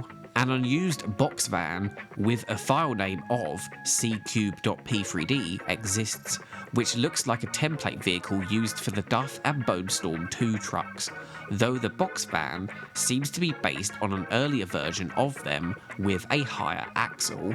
There is a red brick car that was used for testing purposes that returns from the Simpsons Road Rage, and also an unused Audi TT that is not accessible within the game by default. The vehicles featured in Level 2 and 5's Outer Bounds parking lots are actually map objects that can be interacted with. These are based on pre-release versions of the traffic vehicle designs. When entering your vehicle via the passenger side, you can start driving the car before the player character has actually gotten into the driver's seat. This doesn't happen for vehicles that have a separate driver, for obvious reasons. There is a few examples of where the developers have forgotten to suppress a vehicle's driver to prevent character duplication. Level 3, Snake drives the Little Bandit, despite featuring within Slivery Sleuthing. And Level 7, Apu drives the Longhorn, despite being featured within the Quickie Mart. Vehicle explosions, not caused by the player, still trigger the played character's voice lines as if you did cause them. The game lacks a second check to make sure you still have the correct car or outfit required for a mission. This means that once you've initially selected the one it needs, you can then choose whatever option you want afterwards before actually beginning the mission. While this is by no means game breaking, it definitely feels like it was unintended. Missions that force you into a vehicle with another driver misplace your own vehicle upon completion, placing the vehicle where they spawn within the pre-mission script for a level's first mission. There are some exceptions to this, however. Level 1 Mission 6, instead of spawning Homer's vehicle outside the Simpsons house, as is the case for Mission 1, and where also you happen to end Mission 6, your vehicle is actually left behind at the grocery store. Level 3 Mission 1 ends where your vehicle already spawns before starting the mission, so this isn't an issue here. Level 3 Mission 3 is the only one that seems to spawn your car in the correct place post-mission, being across the street from the observatory, where the mission finishes. Level 6 starts off with your vehicle spawning at Krusty Lou Studios, which is on the other side of the map. While this is clearly done so that it makes sense why Bart gets a lift from Otto, it requires the player to use a phone booth to spawn their vehicle, use a traffic vehicle, or spend ages running to Krusty Lou to retrieve it if they want to explore the map before starting any mission. This makes me think of the pre-release version of the mission, which required you to use your own vehicle to get to Krusty Lou. Either the script for it forced you into your vehicle, or the game had Bart's Farini originally spawn around the android's dungeon area, something since removed. In its mission script, Blind Big Brother has a commented out 30-second timer to return back to Homer's workstation after destroying the last power coupling. Blind Big Brother also has a game-crashing oversight that if you drive far away enough for the power couplings to despawn, and then return to the area, the game will crash. This is presumably because the game doesn't have the ability to reload the power couplings mid-mission after it has unloaded and reloaded the zone. Flowers by Irene has two unused functions of having to walk up to the black van and press an action to interact with it before then entering your vehicle. This was commented out within the script, so the game just triggers the van to leave as soon as you approach it. Flowers by Irene also uses the incorrect mission complete and failed jingle due to its music internally being named Motown_intro, with level 3's being Motown_main. The mission Slivery Sleuthing that uses the same music does not contain this error. The race featured in the Fat and Furious has commented out code which would prevent it from automatically starting, instead requiring the player to travel to the power plant's car park entrance to begin the race. The Fat and Furious's drama music variant is only briefly heard while on foot within this mission. It isn't used for any other mission in the game. Barton Frink has code for an earlier iteration of the mission where you just drive to Herman's of your own accord instead of following the black pizza van. Further to this, there is another commented out section that required you to get in your vehicle before the black van would spawn, which incorrectly lists Better Than Beef's evade.com file instead of this mission's. The cell phone car, featured in the final mission of level 2, Sellouts, has 3 other variants that were clearly meant to be used in place of the 3 duplicates. It's possible that they just never got around to altering the mission script to utilise these 3 other models, or perhaps the game wasn't able to load 4 different vehicles on the memory limitations it was up against. Sellouts also has a commented out timeout function within its code, but this has no parameters set, so will instantly fail the mission if it's re-enabled. Level 3's missions with commented out functions within their scripts include Nerd Race Queen, which has an unused function of Lisa and Comic Book Guy being placed back within the android's dungeon for their final conversation, with the player having to manually trigger it. Clueless, which has probably the most well-known function commented out, being a bunch of unused black sedan lose the tail segments that use an earlier iteration of the game's AI called Easy Cop. Slivery Sleuthing, that has an unused function at the end of the mission where you have to activate Wiggum's final conversation, which is commented out, causing the conversation to be triggered automatically. And Fishy Deals, which has an extra fish commented out of its mission script. Re-enabling it increases the total to 23. Level 4's For a Few Donuts More has an unused trigger where Marge would have to enter her car before Chief Wiggum's would spawn. Ketchup Logic has an unused 19th ketchup packet, which isn't functional when re-enabled because it does not have a spawn point associated to it. Level 5's And a Baby Makes 8 has an unused Get Into Your Vehicle trigger, which is useless because the mission automatically places you within your vehicle. 8 is Too Much has an unused Drive To function. Considering you start the mission at the same place as this, it makes the function useless.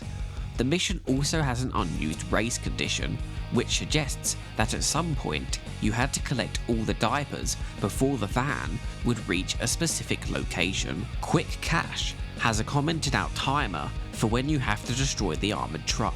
It's not surprising why this was removed, due to the difficulty of the task, given the vehicle you're forced to use. Kinky Frinky also has an unused Get Into Your Vehicle function. Level 6's Lab Coat Caper has an unused function where you are required to drive to the Aztec Theatre to start the Tail Freak sequence. Milking the Pigs required you to drive to the Krusty Burger before Wiggum would appear. This has been commented out, disabling this requirement. Rigger Motors has an unused get into your vehicle function. After picking up Moe's chainsaw, the mission would have ended with Homer having to enter the Simpsons house with the supplies he's collected. This was most likely dummied out due to it being redundant, as you just leave the interior afterwards anyway.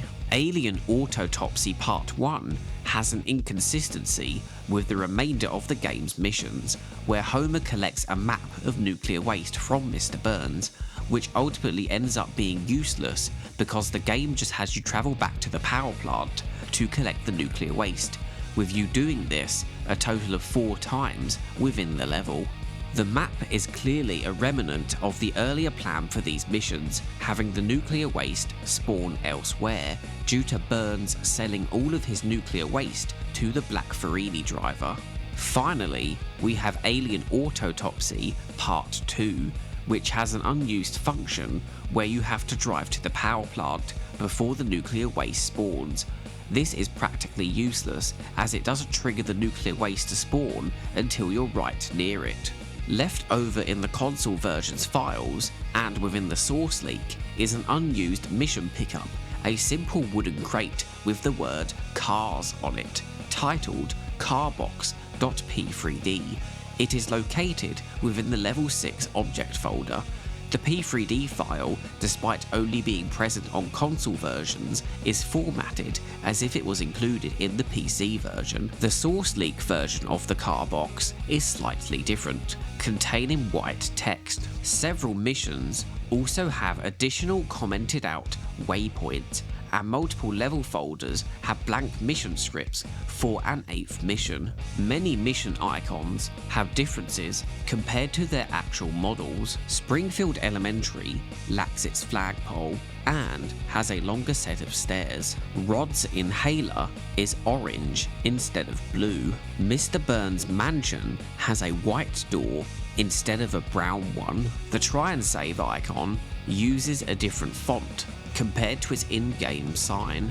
Moe's Tavern is using its level 5 iteration, and like the scrapbook image, it lacks the bars on its windows and has its door open outwards instead of inwards. The police station lacks its extra details of trees and light poles. Barton Frink's black van icon uses the level 1 iteration of the van and not the traffic variant actually used in the mission. The Itchy and Scratchy store has a blue sign and its aerial is not transparent.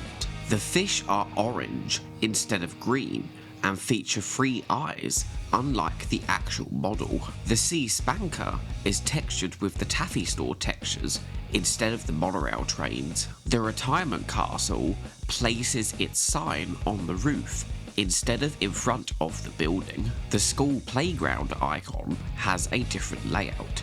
It lacks the school bus and includes the cut roundabout gag. It also isn't fused into the ground like it is within the game. Springfield's hospital sign is located on top of the entrance. The lexicon icon lacks the additional loading bay part of the building, showing an unseen wall. There are also a bunch of unused mission icons within the game files. A giant tomato intended for use in SMRT as Lisa's science project before being replaced with Bart's model of the digestive system. The power plant's parking lot, clearly meant to be used for missions taking you there instead of the icon for the power plant itself that is used in all cases in the final game. Springfield Monorail Station, intended for and loaded in for level 2 sellouts, but goes unused due to the mission script not having a drive to location function. The Sit and Rotate restaurant, which was meant to be used in Kinky Frinky as the original location for the hovercar start spawn, this goes unused due to the code being commented out in the mission script. The mission icon is also loaded into Never Trust a Snake, but isn't used by the mission due to it having the tail the garbage truck function. The Legitimate Businessman's Social Club, unused due to the pre-mission objective in And a Baby Makes 8 being commented out, as its function is redundant due to the Talk to Louie objective also mentioned in the location. However, this would have worked in a similar vein to the Drive to the Simpsons house objective that is used in earlier missions within a scenario, such as if you decide to do the bonus mission or street/wager races before starting this mission. There is also several pieces of dialogue meant for use within missions, but for one reason or another, the game script never triggers them. Level 1's The Fat and Furious has an unused vocal by Homer when spotting Mr. Burns. There he is! Unused dialogue for Level 3's Bonfire of the Manatees suggests that there was a cut sequence where you had to evade Cletus once collecting all of his flat meat. Hooray! That was the last one! Now Krusty Burger will have to consider a moss-based substitute. This is a moment of joy for us both. Damn city folk and your hostile takeovers. Uh-oh, that's one angry agrarian. Punch it up, Pooh! This suggests the destroy vehicle objective within the mission document in the source leak was replaced with a lose the tail sequence before they scrapped the second phase of the mission altogether. Fishy Deals has 4 unused quotes by Lisa. Run free! No, wait! Swim free! May your days be filled with hook-free worms. Back to school for you. School of fish, that is. Swim, swim like the wind! These were probably cut due to the high frequency of dialogue she has in the mission. Level 4's Ketchup Logic has a third conversation between Marge and Cletus that never gets used. Why don't we go to the supermarket? They'll have ketchup. Packet ketchup? In bottles. Well, now I done heard of everything. Level 5's 8 is Too Much has dialogue present in the game files that suggests Homer would have thanked Apu for buying the car built for Homer. Thank you, come again. This little piggy has an unused line that most likely would have played at its conclusion. Perhaps I should consult someone with connections to Springfield's seedy underbelly. Quick Cash has a Wiggum voice line for the Lose the Tail segment that was never implemented. All right, you murderous thug. Kindly pull over and let me arrest you. There are also response voice lines from both Apu and Snake once Wiggum has been lost. Thank you, chase again. Eat fumes, copper. Level 6's Duff for Me, Duff for You has an unused voice line confirming that the mission once required the Bartman costume. Before I sneak in there, I better change into my extracurricular pajamas. Level 7's Rigger Motors has unused dialogue from Homer meant to play after picking up Cletus's sleeping on boards. Now to kick some zombie butt, with a little help from my most psychotic friend, Mo. Alien Autopsy Part 1 has an unused voice line implying that the Black Farini was to be featured within the mission like the other 2 parts. Uh-oh, it's that evil black car. I've got to get that waste before he wastes me. There is also alternate conversation dialogue for Level 2's Detention Deficit Disorders encounter with Principal Skinner. Bart Simpson, drive that car back to your 4th grade class at once.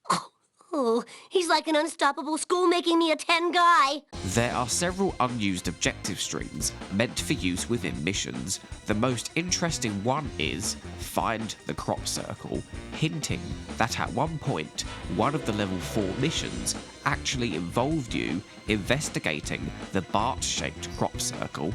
Another string suggests that you had to manually get out of your vehicle when being sucked up by the alien's tractor beam in the 4 Level 7 missions involving it. This function also has a bunch of unused mission failure tips. Some text strings exist for objectives that don't exist in the final game, including drive to the Krusty Burger between the church and school, find Chief Wiggum at the police station, get a vehicle from Bart. Several mission failed conditions exist with hints but go unused. These are mission failure due to being busted, mission failure due to the player sustaining damage, and mission failure due to going out of bounds. The latter can be re-enabled by adding the out of bounds condition to a mission script, but by default, the game never uses this. There are quite a few unused music tracks / musical cues present within the game files. There is an instrumental version of the Stonecutter We Do theme. This was planned to play outside of the Stonecutter's lodge within all 3 of the suburb levels, but cut due to its trigger being buggy. It's still present within level 7 due to the rich zone being cut from the game, and thus that area never being finished.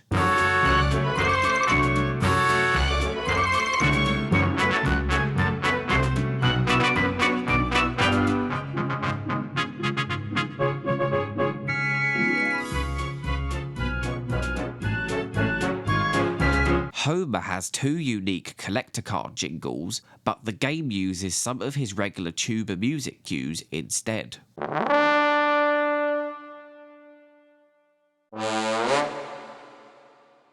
The unused ice cream van traffic vehicle has its own musical jingle that also goes unused.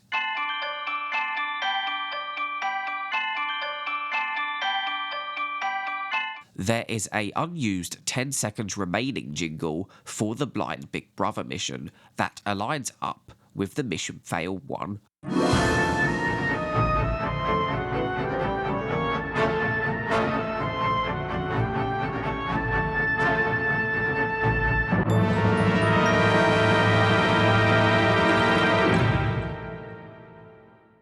A jingle titled Tuba_024 is located within Level 4's musical cues folder.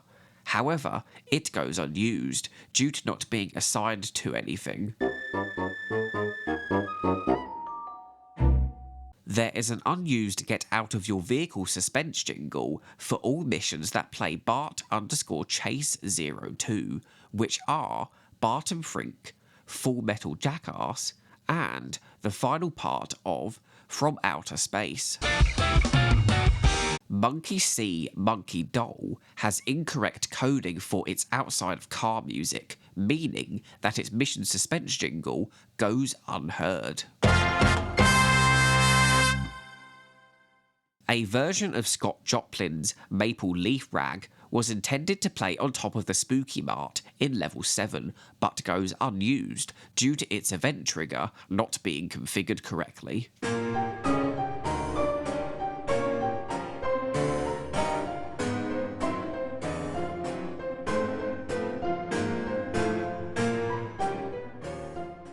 A slowed version of Bucks Toccata and Fugue was intended to be used in Level 7's Halloween iteration of the Stonecutter's Tunnel, but this goes unused due to that part of the map being cut from the final game.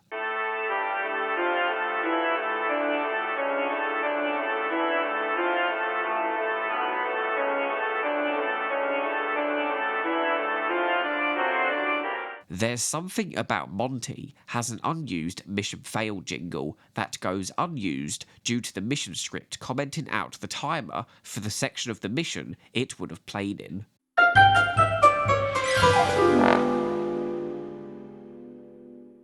Three different jingles were meant to be heard when exiting out of a level. However, the function to load these is itself unloaded before the game can execute the required script.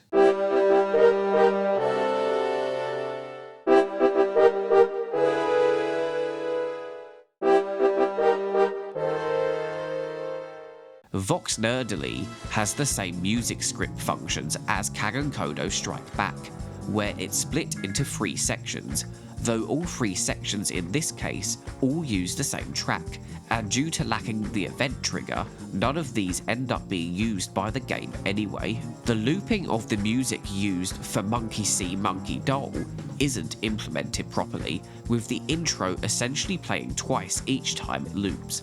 The same is also the case for the 3rd section of the music used within Kagan Kodo Strike Back. A bunch of missions have broken functions in their music scripts, where the mission is supposed to switch to the drama variant. This is due to a misspelling of the required function to trigger it. including some music that doesn't even have a drama variant, suggesting that there is potentially unheard drama variants of music that are not included within the game files. The game having cut music aligns up with how there is gaps in numbers for the file names of the music, as well as there being at least 2 known composed pieces by Alan Levy not featured within the final game, titled Surf Weekend and Nothing But Time. To listen to these tracks, please find their links in the video description below. Music was most likely cut due to limited disk space, despite the fact all of the game's music files are compressed to half the common sample rate. There is quite a lot of unused voice lines present in the game files, besides the previously mentioned food vendor, Agnes, and mission-related examples. I will describe them and then play some samples. Most of these files either start with a W, D, or V, which stands for walking, driving, and vehicle. Lisa has NPC W_Dodge dialogue, despite her never appearing as one in an outside location. Don't think I won't sue! Come back here! Lisa also has dialogue present for the W_activate function, which is used when pressing buttons, but due to none appearing in level 3, these lines go unused within normal circumstances. I should be able to discern its function. Seems like a simple mechanism. Come on, Doohickey, work! The voice lines for Barney, Otto, Rod, and Todd that were ultimately used for the dumpster and bomb shelter gags have unfiltered duplicates. I've seen better days, but the food is free. Whoa! The fumes in here are psychedelic. We only come out to go to church. Is that you, Lord? The file name function of W_doorbell suggests those gags could have originally been planned as doorbells instead. Dialogue meant for destroying AI vehicles under the D_AI destroy and W_AI destroy function is present for all 5 playable characters. You think you're better than me? Just pay me now. They didn't even see it coming. One less reckless driver. I am most assuredly impressed. Rock the Casbah, dude. Brains have defeated brawn. That was most thrilling. Professor Frink also has D_AI destroy dialogue depicting how he's only a playable driver. Farewell, slow person. Glyven. The game seems to use the same dialogue as when hitting another vehicle for when it explodes instead. An unused dialogue function W_Miss P contains a bunch of player character voice lines. I'll run you down. Whoa, coming through. Look out! Well, I'll be more careful. Starting tomorrow. There is also a driver variant of this function under D_Miss P. Oh, wait, you almost die, idiot. Move it, City Slicker. Uh-oh. Well, that wasn't supposed to happen. Damn leprechauns! Watch your step. He was asking for it, Seymour. Let's run over his foot. Yes, Mother. That is not good for customer relations. Look out, you're totally road pizza. Maybe next time you'll stay at home. Cletus has 3 voice lines that use the function of D_Miss A instead, which seem to be when a driver narrowly misses another car. Move it, land cow. Watch the dang road. Oh, I'm feeling road rage here. Perhaps this was specifically meant to be used when the traffic vehicles flash their lights and swerves out of your way. Another unused function is W_Miss A. Watch it! I can't stop! Why don't you watch where you're going? Hindu coming through. Voice lines containing the function title of W_long jump exist for both Apu and Lisa. I feel like Jesse Owens. Check ++. Tremendous. Most excellent. Voice lines featured within the game files under the function of W_break_CA suggest that the playable character was supposed to react to destroying wasp cameras. Petty vandals and security cameras do not mix. I do not want to be watched by millions, thank you. Respect my privacy. Oof, these things are just too creepy. Oof. This wasn't implemented in the final game, leaving most of these lines unused, though we can still hear Homer's within the mission Blind Big Brother, where they have a second function of being his response to destroying the power couplings. Professor Frink has W_idle reply voice lines that go unused due to him not spawning anywhere outside of being a mission giver. He was most likely meant to appear within the observatory interior within the same fashion as Apu in the Quickie Mart or Patty in the DMV. Would the power ratio exceed the weight requirement, or should I just go have a Frankfurter? Can the Frischnickel be far behind? If the Fromans was halved by the power of 3/17... There is also idle reply dialogue present for Otto as well, suggesting he too was planned to spawn somewhere besides selling his bus to Lisa in level 3, potentially in level 6, where he spawns as part of the pre-mission script for going to the loo. Hey, my old lady isn't a stripper. She's a dancer and a prostitute. I'm really more of a Houses of the Holy man myself. There is NPC voice lines present with the function D_B crash and D_M crash, meant to be triggered when you hit an NPC vehicle, a function that ultimately was never implemented. Not my generic car! My status symbol! Sure, I didn't need that, For shame, for shame! Great, that's just great. I'm a-going to a better place. Capital City. I dropped my cell phone! Stop enjoying this! Oh!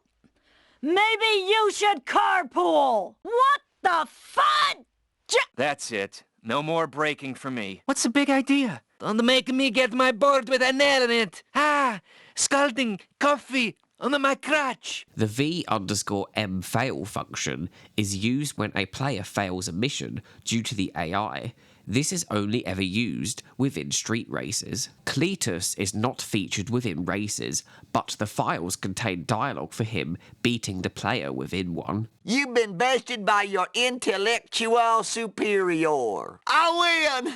I'm going to celebrate with some possum pie. Wow, how'd I do that? A dialogue function, V_MVic, for vehicle characters losing to the player are featured but aren't used. Oh, double dang it! You and/or your children will pay for this. I am in awe of you. It looks like it's back to prison for me. Have lost contact with suspect. Taking nap. Skinner and Smithers have dialogue for the V_tail function, which is triggered when the player loses the vehicle they're following. Fools! Fools! My first taste of victory. Nice try. Now, where can I get a facial? No tail ever caught Waylon Smithers. Neither characters are used within that mission type. A V_damage function is used in a mission objective when you destroy a vehicle without a pickup item.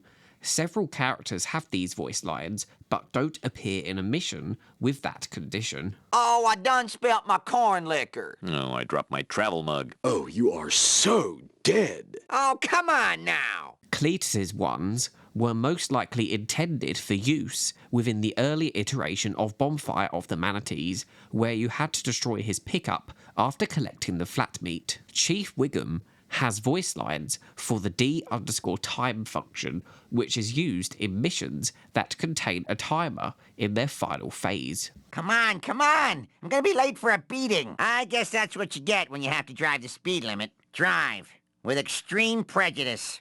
Wiggum doesn't appear as a driver within any missions that meet this condition. A voice line from Ralph that is labelled to the completion of his level 1 race hints towards the race giver at one point having dialogue for completing a race, instead of this role being given to Patty. Oh, my face is all hurty. There is unique dialogue present from Patty and Selma that would have been triggered after completing all 3 street races. Call the DMV to get your new car, okay?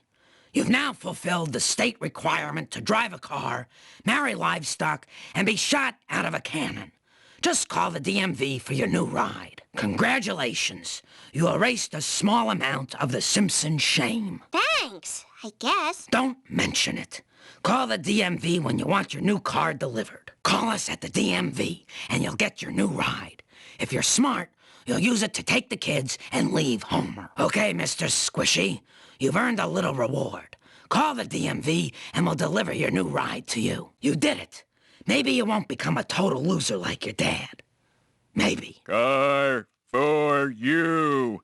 Use phone. Good luck finding brains to eat. These most likely weren't implemented due to whatever race the player completed last having its own unique voice lines, and the completed all three ones would have had to have been added onto them, making the conversation longer. There is an unused gag audio file depicting Ralph, which has UFO in its file name. Whee! I'm a little birdie! There is several voice lines present in the files for the character of Legs, who does not appear within the final game. What do you want, a giggle juice? I need a mob doctor. Give me one good reason not to ape your pickles. Hey! Hands off the suit. Forget about it. Where are the police? These suggest that he was planned as one of the NPCs that the player could kick or run over with their vehicle, most likely spawning in either level 2 or 5 around the legitimate businessman's social club, due to him being a mob character. An unused answering message function, D_answer, features a bunch of voice lines from the game's secondary drivers. You have reached the Skinner residence. Please leave a concise message at... Seymour, what are you doing? Recording an outgoing answering machine message. Without my permission, you're grounded. Thank you for calling the Android's Dungeon. If you're calling about the screenplay I posted on my website, please leave your name and production company. If you don't have a production company, please hang up the phone. How do you use this crazy machine? It's so complicated. I hate this technocrap. I feel old. Mayday! Mayday! I'm going down! I've got 2 Stukas in my tail, and they've stolen all the semolina! My biplane is coming apart at the seams! French toast, please. You have just reached the Springfield Police Department. We're out fighting crime. and, enforcing justice. Oh, there, that should fool those idiots. Hello, you have reached the Springfield Police Department. We're out fighting crime and, enforcing justice. Oh, that's good. That should fool those idiots. Didn't I already hit the button? Oh, darn. This suggests a cut function some point within the game that would not allow you to spawn specific vehicles from the phone booth for some reason or another.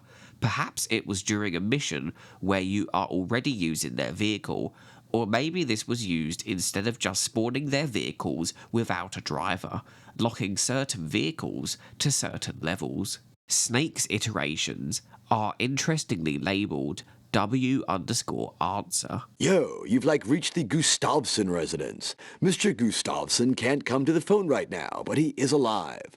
Also, Gustavson gave me his house. Hello, you've reached the Gustavson residence. Mr. Gustavson can't come to the phone right now, but he is totally alive. Also, Gustavson gave me his house. We're not done with sound just yet, as the game also has a lot of unused sound effects present. A lot of them seem to be earlier alternatives that were later replaced. There are 2 files for an earlier version of the SFX that triggers when you get busted, though they seem to be the same sound. There is also a Halloween variant of the busted SFX that would have been fitting for the Hearst police vehicles, but this one unfortunately also goes unused. Ow, my ass! There are 3 sound effects meant to be used where Homer would hit the ground after performing a stomp. The second one, containing an alternate take of him saying "we," used in the game's trailer. Woohoo! Whee! 2 early versions of the power plant platform SFX exist within the files. These are located within both the gameplay and world_obj folders within the game's sound effects archive.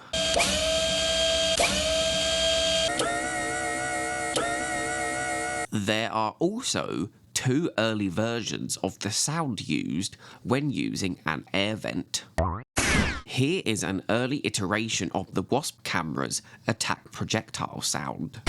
There are two sound effects meant for use within the phone booth, one when selecting an unlocked vehicle and the other when selecting a locked one. There is a long sound effect present for destroying a power coupling. There are two unique sound effects for picking up the flat meat. There is an alternate sound effect for the power plant trapdoors. There are a lot of unused Halloween sound effects that aren't featured within the game, despite most of them having triggers in both the sound script and the level 7_terror.p3d file. They must be incorrectly configured, considering they do exist within the level. They all share the function title of Halloween_trigger, followed by a number, with there being 5 of these triggers in total. 3 of these sounds are echo/reverb zombie effects that aren't used because the power plant interior does not feature in the level.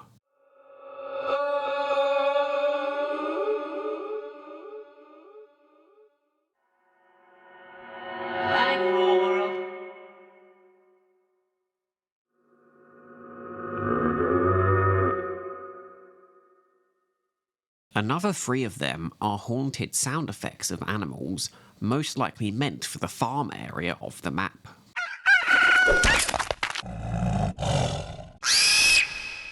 There are 2 files with the name of Ghost_Kids that are snippets of the bully dialogue used within the correctly implemented Ghost_Playground file.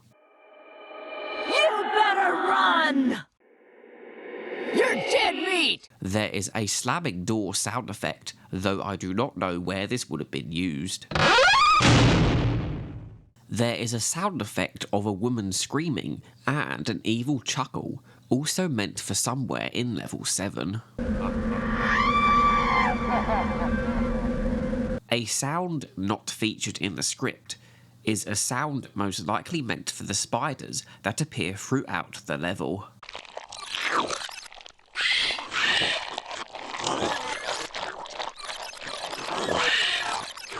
There is an unused SFX for the Vote Quimby slogan that is separate from the vehicle version. Vote Quimby!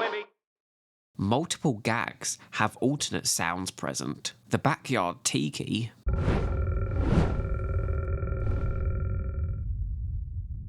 the backyard barbecue,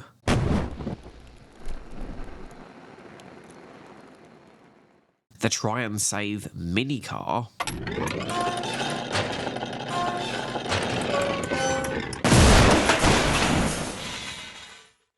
Mr. Burns' library.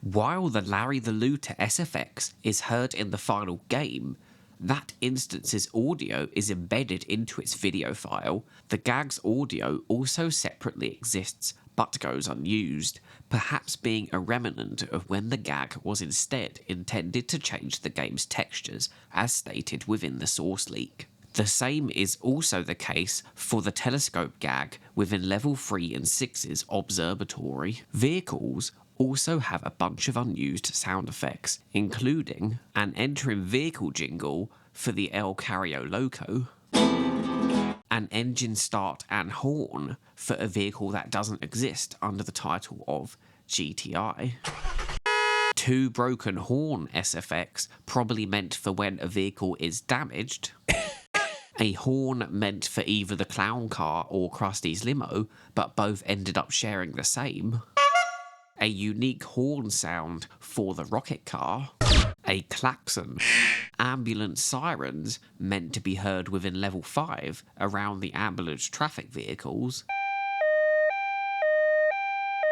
Fun fact is that this is the same siren sound used by GTA Vice City. A horn for the fire truck which goes unused due to the fire truck using the siren instead. An alternate siren SFX that was used within the E3 trailer.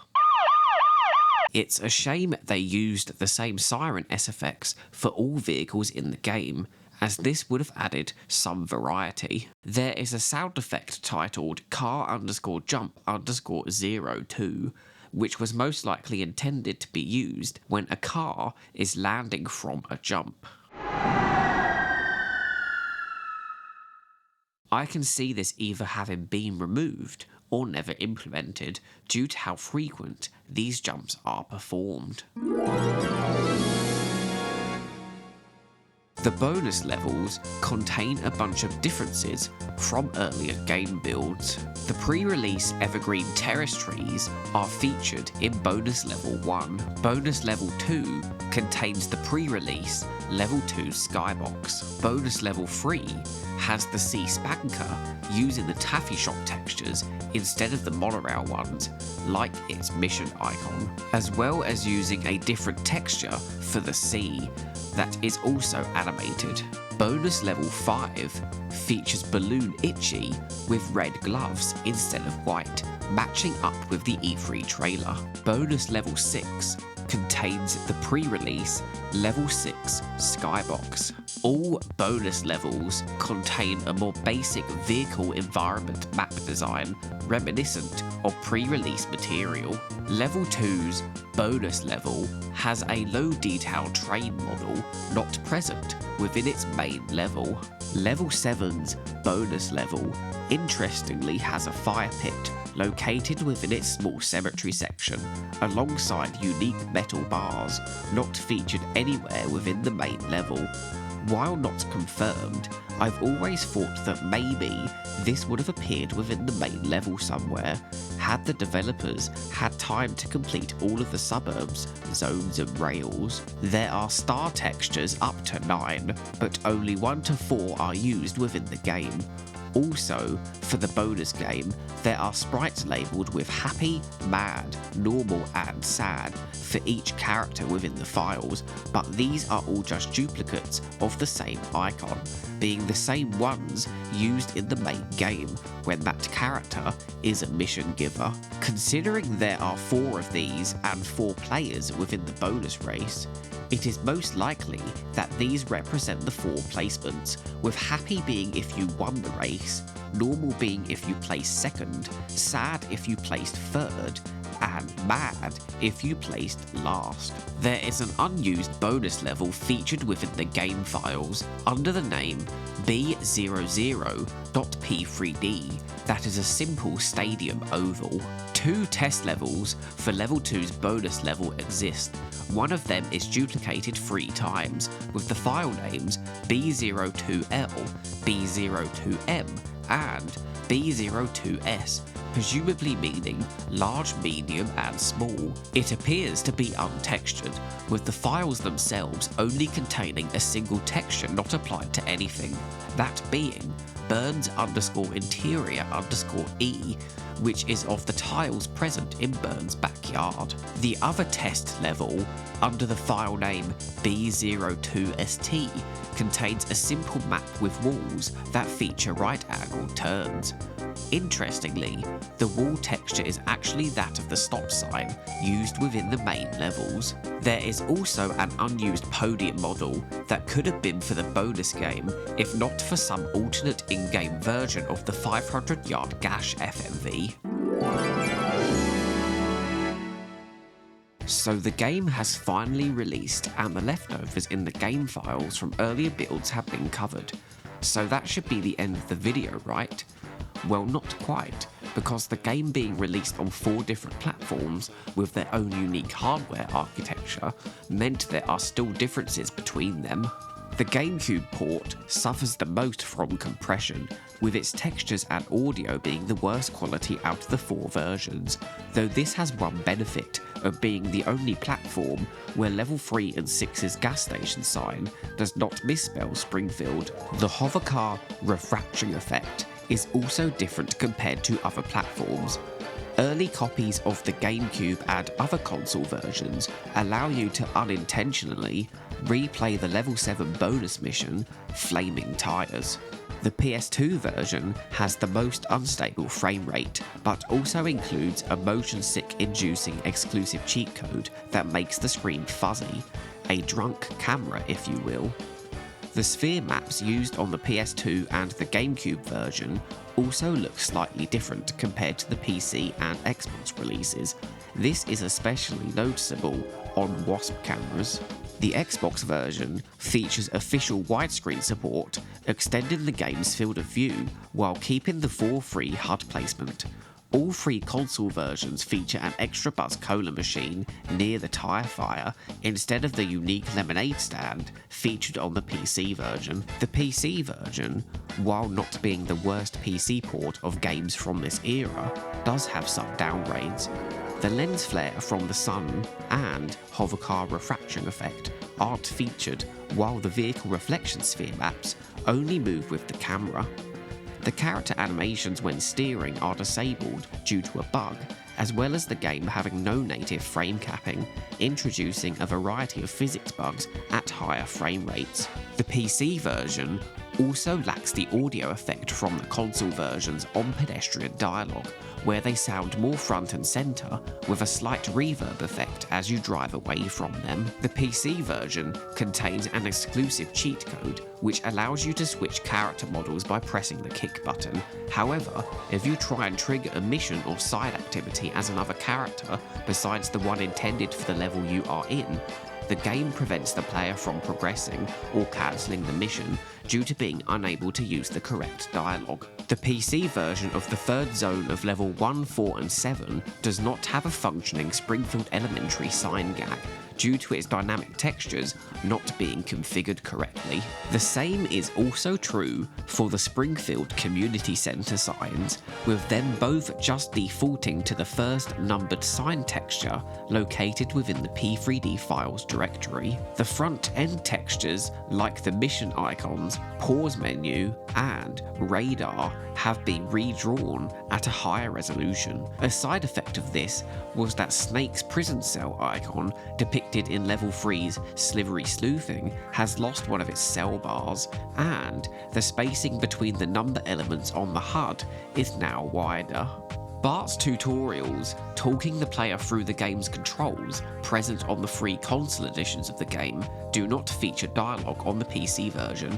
This is most likely due to the ability to remap controls, making Bart's comments redundant in the advent the player changes the default configuration. The original version of the PC port had the tutorials completely disabled.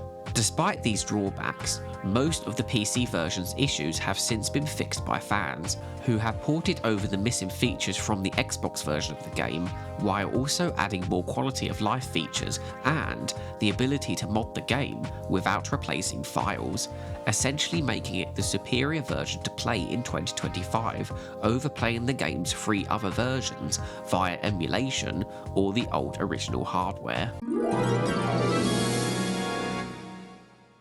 Knowing about the big ambitions that Radical had for the game that unfortunately had to be scaled way back due to deadlines, it does make me wonder what the game could have been like had they been allowed more time to develop it. Thankfully, the fans have kept it alive and have actually been able to envision some of the things Radical wanted to do during its original development. Whether that's refine the game to utilise intended but unused assets like the other 3 models of the cell phone cars, or even give the game a new lease on life by adding more interiors like the town hall, something which has been achieved thanks to the donut mod. Some of the early scrapped ideas also helps make sense of some of the things in the game that seem a bit odd, like how the Truckosaurus and the Buzzcola T-Rex were actually meant to be much bigger parts of the game than they were in the final product. I also feel like Bart getting abducted at the end of level 2 doesn't really make sense for the final plot. While it does basically spur on the events of the next 2 levels, it doesn't really make sense why Kang and Kodos kidnapped Bart in the first place, as he doesn't seem integral to their TV show plans. It makes me wonder if this is a leftover of their scrapped idea to kidnap and replace characters with crazier duplicates, as Bart does fit that bill when he's initially returned with his brains fried. Also, if Bart was kidnapped by the aliens before, how comes he didn't already know more about their evil Cola reality TV plans, as when him and Apu investigate the museum, he acts shocked, like he's just discovered the aliens for the first time. This contradicts with what he says to Marge in the previous level, of knowing the aliens are using mind control Cola to make the town go crazy.